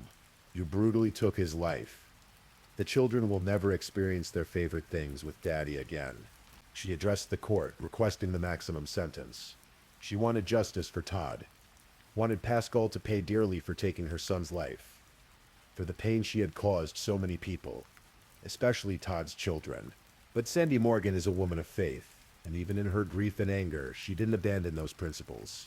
"I would like to say I hope you burn in hell, but I can't because I'm a Christian," she told Pascal. "I serve a God of love and a God of justice. I know that it is not God's will for anyone, not even you. What he wants is that you truly repent for this evil act you have committed. I sincerely hope you will find true forgiveness, and only Jesus gives it when we ask." When Tariana Pascal was given the opportunity to speak, her statement was brief. "To his family, I'm very sorry, and I hope that one day you can find it in your hearts to forgive me," she said. The words felt inadequate to those in the courtroom. Sorry doesn't bring back a father. Sorry doesn't undo the trauma inflicted on Todd's children. Sorry doesn't restore what was taken from the Cleveland State community and from everyone who knew and loved Todd Morgan. Judge Broke then pronounced the sentence: life in prison with eligibility for parole. After 23 years, Tariana Pascal was led from the courtroom to begin serving her sentence. She will spend at least 2 decades behind bars, possibly the rest of her life. Summit County Prosecutor Elliot Kolkovich spoke to the media after the sentencing.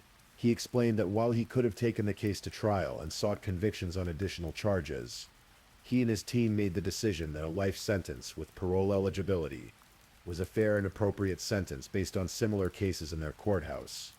He also noted something that stuck with everyone involved in the case. "I think that any time you have a case, there's going to be something that you remember and take with you," Kolkovich said. "And with this one, it's going to be that it was not discovered until he didn't pick up his daughter at school. That detail encapsulates the tragedy. Todd Morgan, always responsible, always present for his children, didn't pick up his daughter. That's how people knew something was terribly wrong. His reliability, his commitment to his children, made his absence immediately noticeable. And by the time police conducted that welfare check, he had been lying dead in his home for approximately 12 hours. The legal case is closed. Tariana Pascal pleaded guilty and is serving her sentence. But many questions remain unanswered, and likely always will. What really happened in Todd Morgan's house in those hours between midnight and 7:04 a.m. on April 19, 2023? What turned what might have been a transactional encounter between 2 adults into a scene of brutal violence? Did something go wrong? Was there an argument? Did Todd say or do something that enraged Pascal? Or was violence always her intention?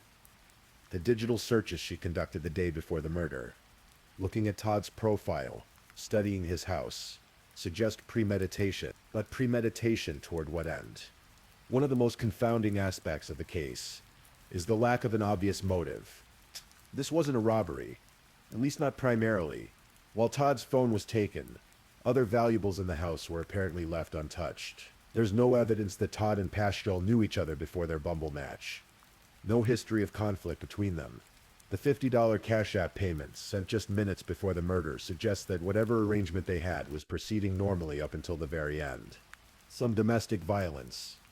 And true crime experts note that sex workers face elevated risks of violence, and sometimes perpetrate violence themselves in situations where they feel threatened or endangered.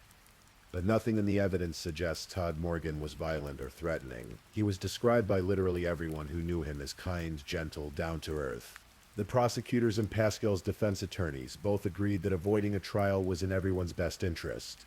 But that decision also means we'll never hear the evidence presented in full detail in a public courtroom. We'll never hear expert witnesses explain their interpretations of the physical evidence. We'll never hear Pascal's own account of what happened, because by pleading guilty, she avoided having to testify. What happened in the moments leading up until Miss Pascal taking his life? Only Miss Pascal knows, Prosecutor Kolkovich said. That's likely to remain true. Todd Morgan's case highlights something that many people prefer not to think about. The risks inherent in modern dating. The convenience of apps like Bumble, Tinder, Hinge, and countless others has revolutionized how people meet. You can connect with potential partners from your couch, screen profiles, exchange messages, and arrange meetings with remarkable ease. But that ease comes with trade-offs. When you meet someone through traditional means, through friends, at work, at social gatherings, there's a built-in vetting process. Mutual friends can vouch for someone's character. Colleagues have reputations. Even meeting someone at a bar or a coffee shop means others have seen you together. Dating apps remove many of those natural safeguards.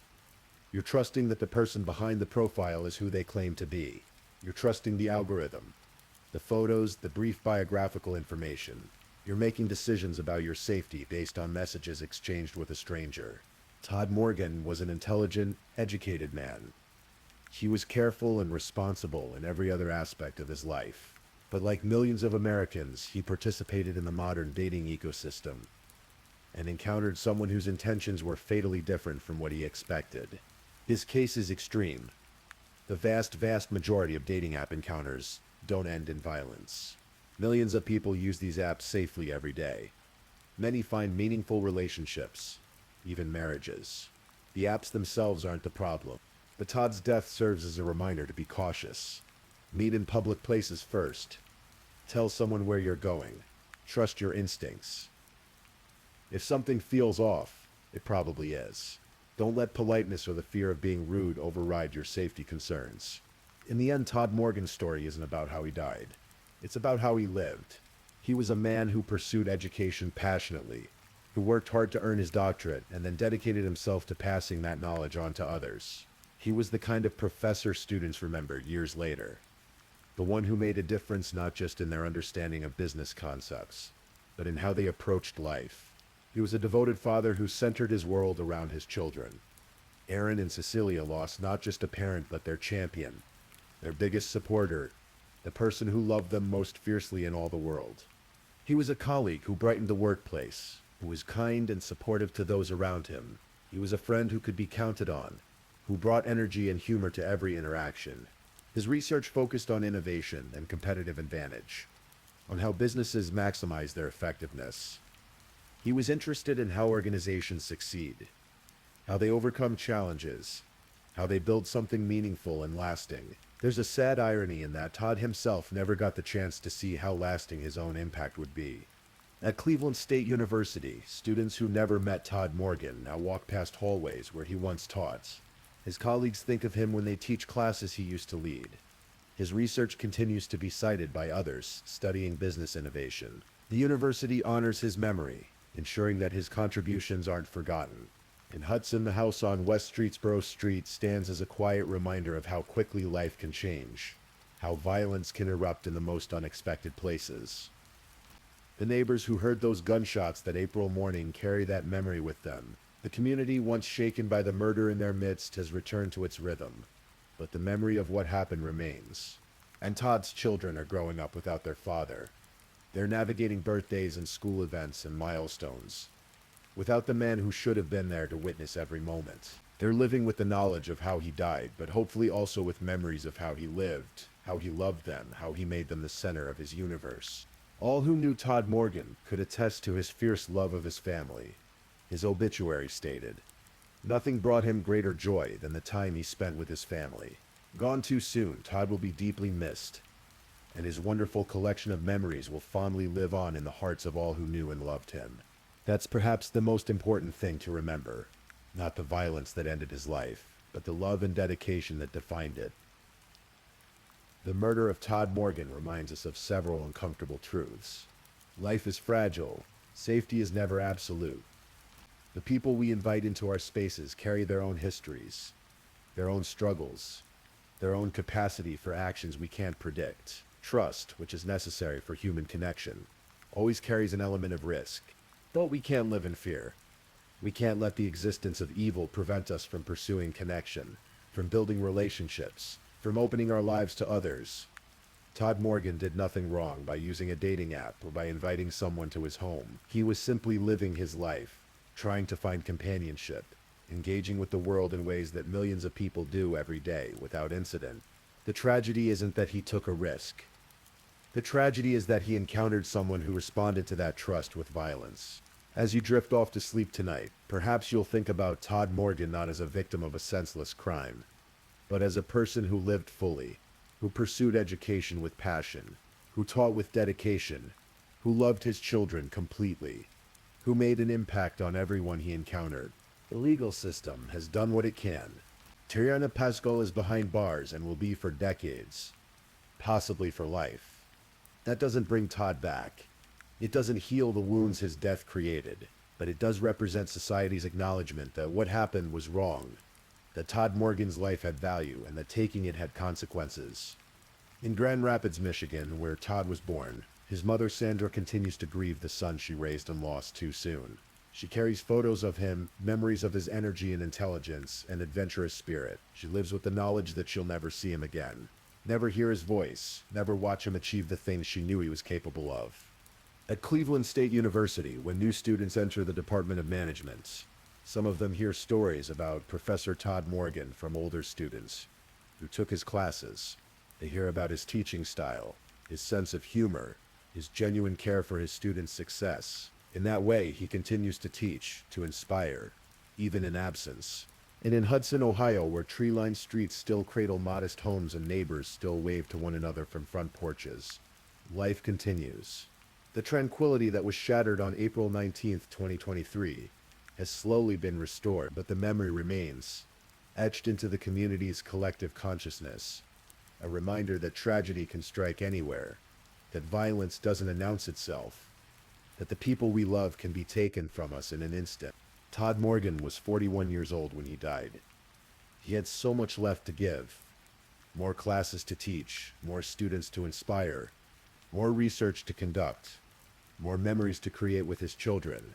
All of that potential, all of those future moments were stolen in the span of minutes by someone he barely knew. The case is closed. The guilty plea has been entered. The sentence has been pronounced. Tariana Pascal will spend the next 2 decades at minimum behind bars. But for those who love Todd Morgan, there is no closure. Grief doesn't follow legal timelines. Loss doesn't fade just because justice has been served. What remains is memory. What remains is the impact Todd had on the lives he touched. What remains are the lessons he taught, the kindness he showed, the love he gave. What remains is a father's devotion to his children, a teacher's dedication to his students, a colleague's warmth toward his peers. In the quiet moments when Aaron and Cecilia think of their father, may they remember his laughter, his encouragement, his unwavering belief in them. May they remember the way his eyes lit up when he saw them, the way he made them feel like they were the most important people in the world. Because to him they were. In the classrooms at Cleveland State University, may future students benefit from the legacy Todd Morgan left behind, a legacy of accessible teaching, genuine care, and a belief that education has the power to transform lives. And in the hearts of everyone who knew him, may Todd be remembered not for the violence that ended his life, but for the grace and kindness with which he lived it. Rest in peace, Dr. Todd Allen Morgan. May your memory be a blessing to all who carry it. So if you're still awake, I'd like to know which of tonight's stories gave you chills the most. Was it the first story, the second, or the third? Meanwhile, let's move on to our fourth story.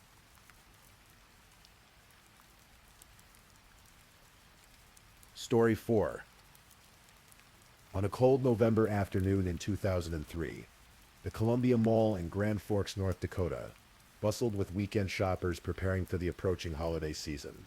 The parking lot, normally considered one of the safest places in this quiet prairie city, was about to become the scene of a crime that would shake a community to its core and change the way America tracks dangerous predators forever. Drew Katrina Shodin was 22 years old that autumn, a senior at the University of North Dakota studying graphic arts. Born on September 26, 1981 in Pequot Lakes, Minnesota. She had grown up in a loving household with her mother Linda Walker, her father Alan Shodin, and her brother Sven. Those who knew Drew described her as vibrant, responsible, and full of life. She was a member of the Gamma Phi Beta sorority, known for her dedication to volunteer work and her warm, infectious smile. That Saturday, November 22nd, Drew was working her shift at Victoria's Secret in the Columbia Mall. It was a job she enjoyed, one that helped pay for her education while she pursued her dreams. After her shift ended around 5 in the evening, Drew did what countless young women do after work. She browsed the stores briefly, treating herself to a new purse from Marshall Fields. It was a small indulgence, the kind of ordinary moment that makes up the fabric of everyday life. As Drew walked across the parking lot toward her 1994 Oldsmobile Cutlass, her cell phone rang. It was her boyfriend, Chris Lang. They chatted easily as Drew made her way through the rows of parked cars, her breath forming small clouds in the cold Dakota air. 4 minutes into their conversation, Chris heard Drew say something that would haunt him forever. Okay, okay. Her tone wasn't alarmed exactly, but there was something in those 2 words. And then the line went dead. Chris assumed the call had simply dropped. His cell service in 2003 was far from perfect. He wasn't worried. Why would he be? Drew was in a mall parking lot on a Saturday afternoon. But 3 hours later, his phone rang again. It was Drew's number. When he answered, there was only static, and the strange sound of buttons being pressed as if someone was accidentally hitting the keypad. Then silence.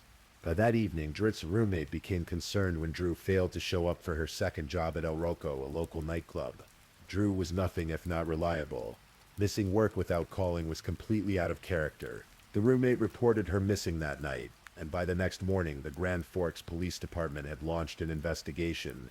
When police located Drew's car in the mall parking lot, still parked where she'd left it, a chill ran through the investigators. Inside the vehicle, they found her pocketbook and the shopping bag containing her new purse, still with the tags attached. But her car keys and cell phone were gone. There were no obvious signs of a struggle inside the car, but outside, near the passenger door, which had been left unlocked, investigators discovered something that made their blood run cold. A knife sheath, empty, lying on the ground. The Grand Forks community responded with an outpouring of support that was remarkable even by Midwestern standards. Within a day of Drew's disappearance being made public, hundreds of volunteers mobilized. Students from the University of North Dakota, faculty members, local residents, people from neighboring towns, they all came together with a single purpose: to find Drew and bring her home. Flyers with Drew's smiling face were distributed throughout the city, posted on every storefront window and light pole. Email alerts went out to every student and staff member at UND. Hundreds attended a candlelight vigil on campus, their faces illuminated by flickering flames, their hearts heavy with hope and fear. The community banded together in a way that transcended differences, united by a shared tragedy and a collective determination. The search efforts were massive. Busloads of volunteers were transported to Fisher, Minnesota, the area where Drew's cell phone signal had last been detected. Hundreds of people combed through snow-covered fields, wooded areas, roadways and ditches. They searched in sub-zero temperatures, their faces raw from the wind, their fingers numb, but their resolve unwavering. Search dogs and helicopters joined the effort. National Guard troops from both North Dakota and Minnesota participated. The FBI became involved when it became clear that Drew had likely been taken across state lines. Deputy Chief Bill Mackey of the Grand Forks Police Department would later recall the extraordinary cooperation among law enforcement agencies. "We had hundreds of volunteers," he said, in North Dakota, as well as in Minnesota, because we were searching a lot of different areas. Every morning, briefings were held at the police station, and for the first weeks after Drit's disappearance, the room was packed with investigators from multiple agencies. Police officers, sheriff's deputies, FBI agents, Border Patrol agents. They set aside jurisdictional concerns and rank, focused entirely on one goal. Drew's father, Alan Shuden, drove from the Twin Cities to Grand Forks the night she disappeared, racing through the darkness on fumes, his heart pounding with fear. At press conferences, he and Drew's brother Sven made emotional appeals to the public. "Honey, we're still looking for you," Alan said, his voice breaking. "We know you're there. Our strength is drawn off you. We're gonna find you." The investigation intensified when authorities were able to track the location of that mysterious second phone call Chris had received. The signal had originated near Fisher, Minnesota, a small community about 20 miles from Grand Forks. This suggested that Drew had been transported across state lines, which meant the FBI had jurisdiction, and the case became federal. 4 days after Drew went missing, investigators received a tip that would crack the case wide open.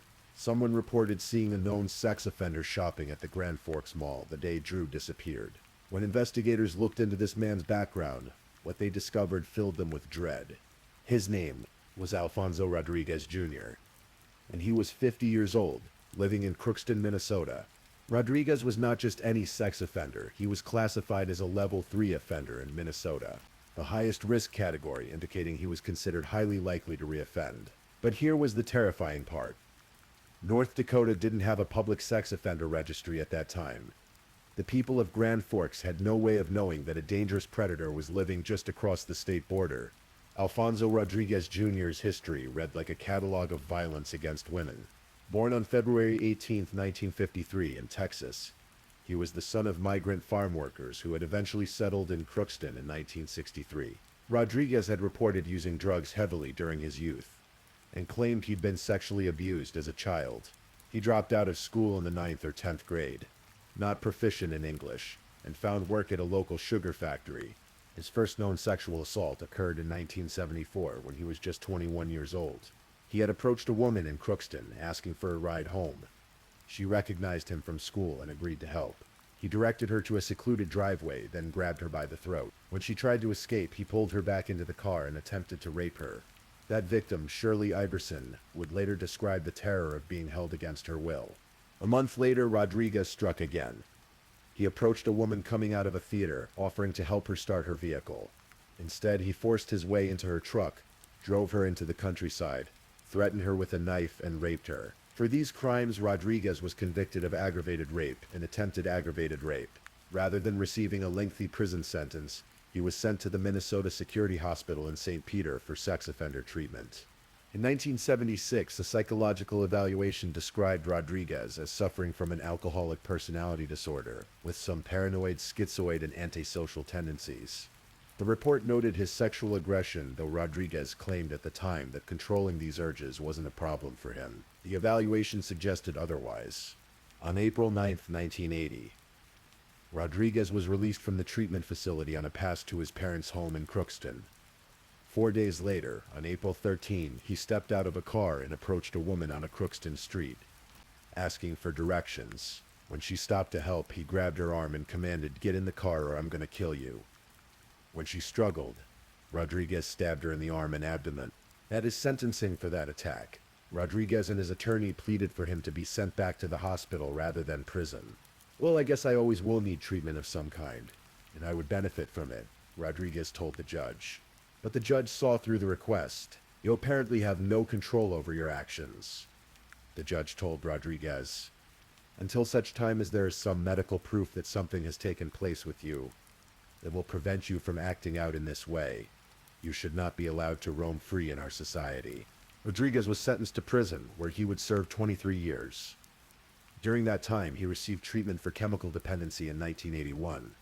But little else in the way of therapy for his violent sexual compulsions.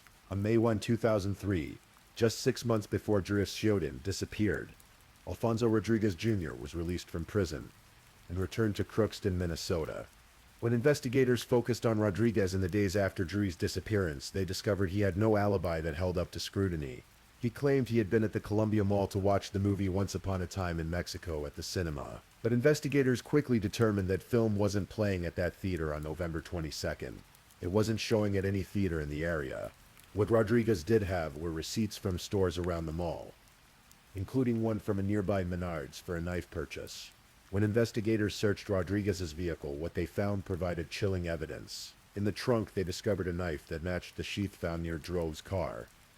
In the rear wheel well, submerged in cleaning solution, they found another knife from a toolkit set, the kind of knives that were only available at specific home improvement stores. And on that knife, they found blood. DNA testing would confirm it was Drove's blood. There was also a woman's shoe in the car. Drew's shoe. On December 1, 2003, Alfonso Rodriguez Jr. was arrested and charged with kidnapping. Bail was set at $5 million, but Drew was still missing. And as December gave way to January and January to February, hope began to fade. The brutal North Dakota winter made searching nearly impossible. Snowdrifts covered the landscape, making it difficult to see more than a few feet in any direction in many areas. Still, volunteers persisted. Bob Heel is a private investigator from Denver who had been coordinating search efforts for the Shidane family, led groups of family members and supporters through the bitter cold. They searched on weekends, on days off from work, whenever they could. Some volunteers came from as far away as Arkansas. They were driven by the simple need to do something, to make a difference, to help bring Drew home. On April 17, 2004, nearly 5 months after Drew disappeared, the call finally came. A police reservist and a retired deputy were searching a ravine just northwest of Crookston, in the area where volunteers had searched many times before, but which had been covered with deep snow throughout the winter. As the snow melted with the arrival of spring, they found what everyone had been dreading: Drew's body. Polk County Sheriff Mark Letikier sobbed as he told the assembled volunteers, "Drew is home." The scene was heartbreaking. Drew's partially nude body was found face down in the ravine. Her hands had been tied behind her back. She had been beaten and stabbed, suffering multiple lacerations, including a 5.5-inch cut on her neck. A rope was tied around her neck, and remnants of a shopping bag were found under the rope, suggesting that a bag had been placed over her head. The medical examiner would later conclude that the cause of death could have been the major neck wound, suffocation from the bag and rope, or exposure to the elements during the frigid November night when she was left in that ravine. The crime scene was located near a county road, not far from where Rodriguez lived with his mother in Crookston. Her cell phone was found nearby. At a press conference, Alan Shodin's grief was palpable. "We were waiting for that call," he said.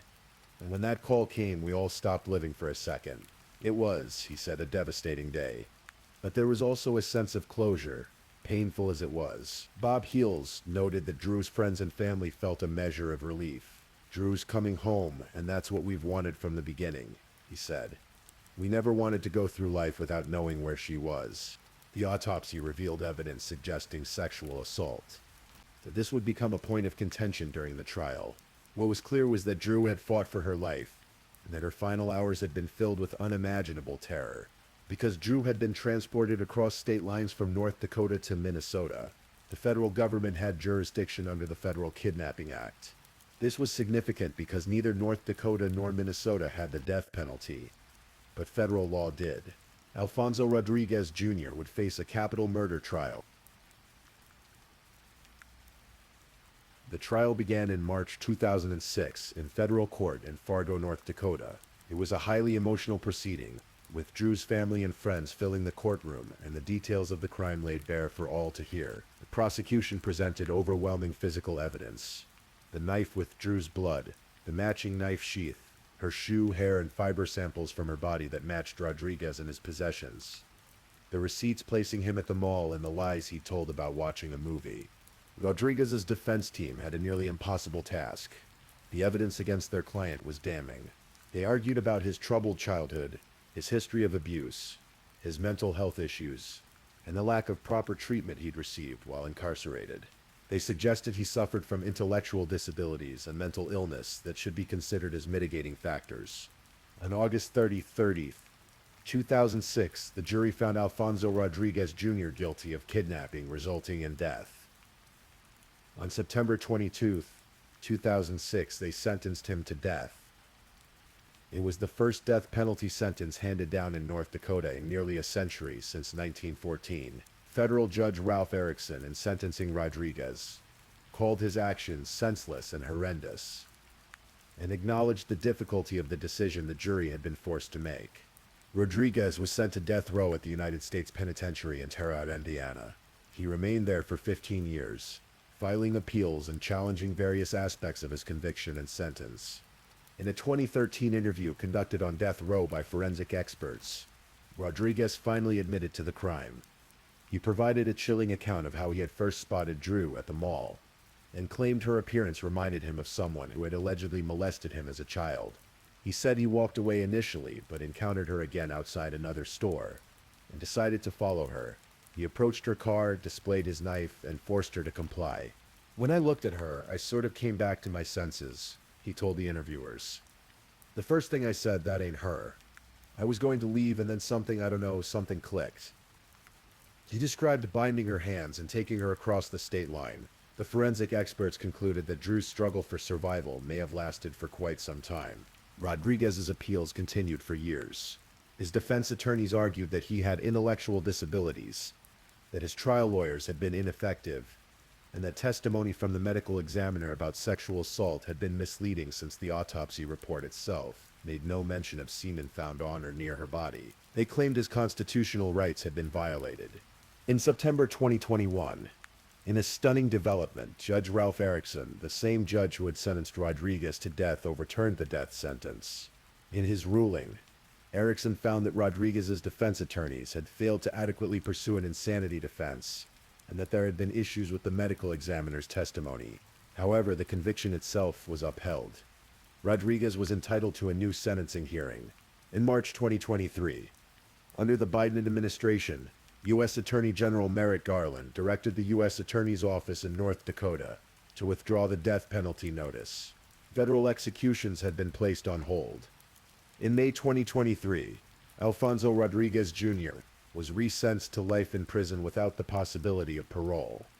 He was moved from death row in Indiana to the United States Penitentiary Coleman II in Florida, where he remains today. The decision not to pursue the death penalty was controversial. Drew Wrigley, who had prosecuted Rodriguez and later became North Dakota's Attorney General, was vocal in his frustration. He believed the death penalty was appropriate given the horrific nature of the crime. But for Drew's family, the important thing was that Rodriguez would never walk free. The impact of Drew Shodin's murder extended far beyond the courtroom. The case had revealed a dangerous gap in public safety: the lack of a national, easily accessible sex offender registry. While Minnesota tracked sex offenders like Rodriguez, North Dakota residents had no way to know he was living just across the border. There was no easy way for concerned parents, schools, or communities to search for sex offenders who might be in their area, especially those who cross state lines. In the wake of Drew's murder, a movement began to change that, spearheaded by Bob Heels and other advocates, along with members of Drew's family. Legislation was introduced in Congress to create a comprehensive national sex offender database that would be accessible to the public online. On July 27, 2006, President George W. Bush signed into law the Adam Walsh Child Protection and Safety Act, which included what came to be known as Drew's Law. This legislation created the Drew Shodin National Sex Offender public website. The website provides free access to sex offender information from all 50 states, the District of Columbia, U.S. territories, and certain federally recognized Indian tribes. Users can search by name, address, city, county, state, or zip code to find registered sex offenders in their community. The website also includes educational materials about sexual abuse and its prevention. It's a tool that parents, schools, employers, and community members can use to protect themselves and their loved ones. The Drew Shodin National Sex Offender public website is an unprecedented public safety resource, a partnership between the Department of Justice and state, territorial, and tribal governments. Today, the website still features Drew's photograph, her warm smile frozen in time, along with her biography and the story of what happened to her. It serves as both a memorial and a tool to prevent others from suffering the same fate. Drew's legacy extends in other ways as well. A scholarship was established in her name at the University of North Dakota. Her mother, Linda Walker, became a tireless advocate for victims of sexual assault, using a Facebook page called Drew's Voice to spread awareness and support survivors. The family organized clinics to teach communities how to organize effective searches when people go missing. Annual fundraisers, including a golf tournament in Pequot Lakes and a run-walk event, were held for years to raise awareness about violence against women and children. The case also prompted campus safety improvements at universities across the country and increased awareness about sexual assault reporting. For the community of Grand Forks, the impact was profound. East Grand Forks Police Chief Michael Headland, who served as the public information officer during the investigation, noted that it really changed our safe feeling of community to more like things that happen in a large city. The shock that such a violent abduction could happen in an ordinary mall parking lot in broad daylight shattered the sense of invulnerability that many residents had felt. Yet it also brought out the best in people. The extraordinary volunteer response, the cooperation between law enforcement agencies, the support shown to Drew's family, these became sources of pride for the community. Despite the differences community members might have, when tragedy strikes, whether it be a flood or in this case a kidnapping, the community always comes together, Deputy Chief Mackey reflected. For Drew's sorority sister and close friend Brittany Schmalz, the loss was deeply personal. She remembered Drew as someone who loved her sorority, who was passionate about volunteer work, who brought light into the lives of everyone she knew. The pain of that loss never fully went away, but neither did the memory of who Drew was. Not just a victim, but a vibrant young woman with dreams and passions and people who loved her dearly. 20 years after that cold November afternoon, Drew Shiodin's story remains a powerful reminder of both the darkness that can exist in the world and the light that communities can bring to fight against it. Her murder changed laws, improved public safety, and brought a measure of justice, however imperfect. But perhaps most importantly, it ensured that Drew would never be forgotten. Not as a statistic or a case number, but as a beloved daughter, sister, friend, and bright light, whose memory continues to protect others.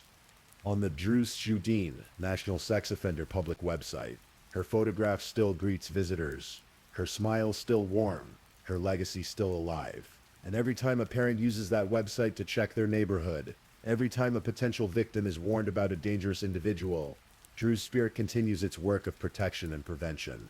In the quiet prairie town of Grand Forks, in the hallways of the University of North Dakota, in the hearts of those who knew and loved her, Drew Shiodin is remembered not for how she died, but for how she lived with kindness, with purpose, with love. And in the end, that is the story that endures. Not the story of a crime, but the story of a life that mattered and continues to matter, long after that terrible November day. Thank you for listening to tonight's true crime story. Rest peacefully knowing that another story awaits you next time, ready to accompany you on another journey toward restorative sleep. But if you're still awake, don't forget to like and subscribe so you don't miss our next true crime stories. And until next time, stay safe and take care. Good night.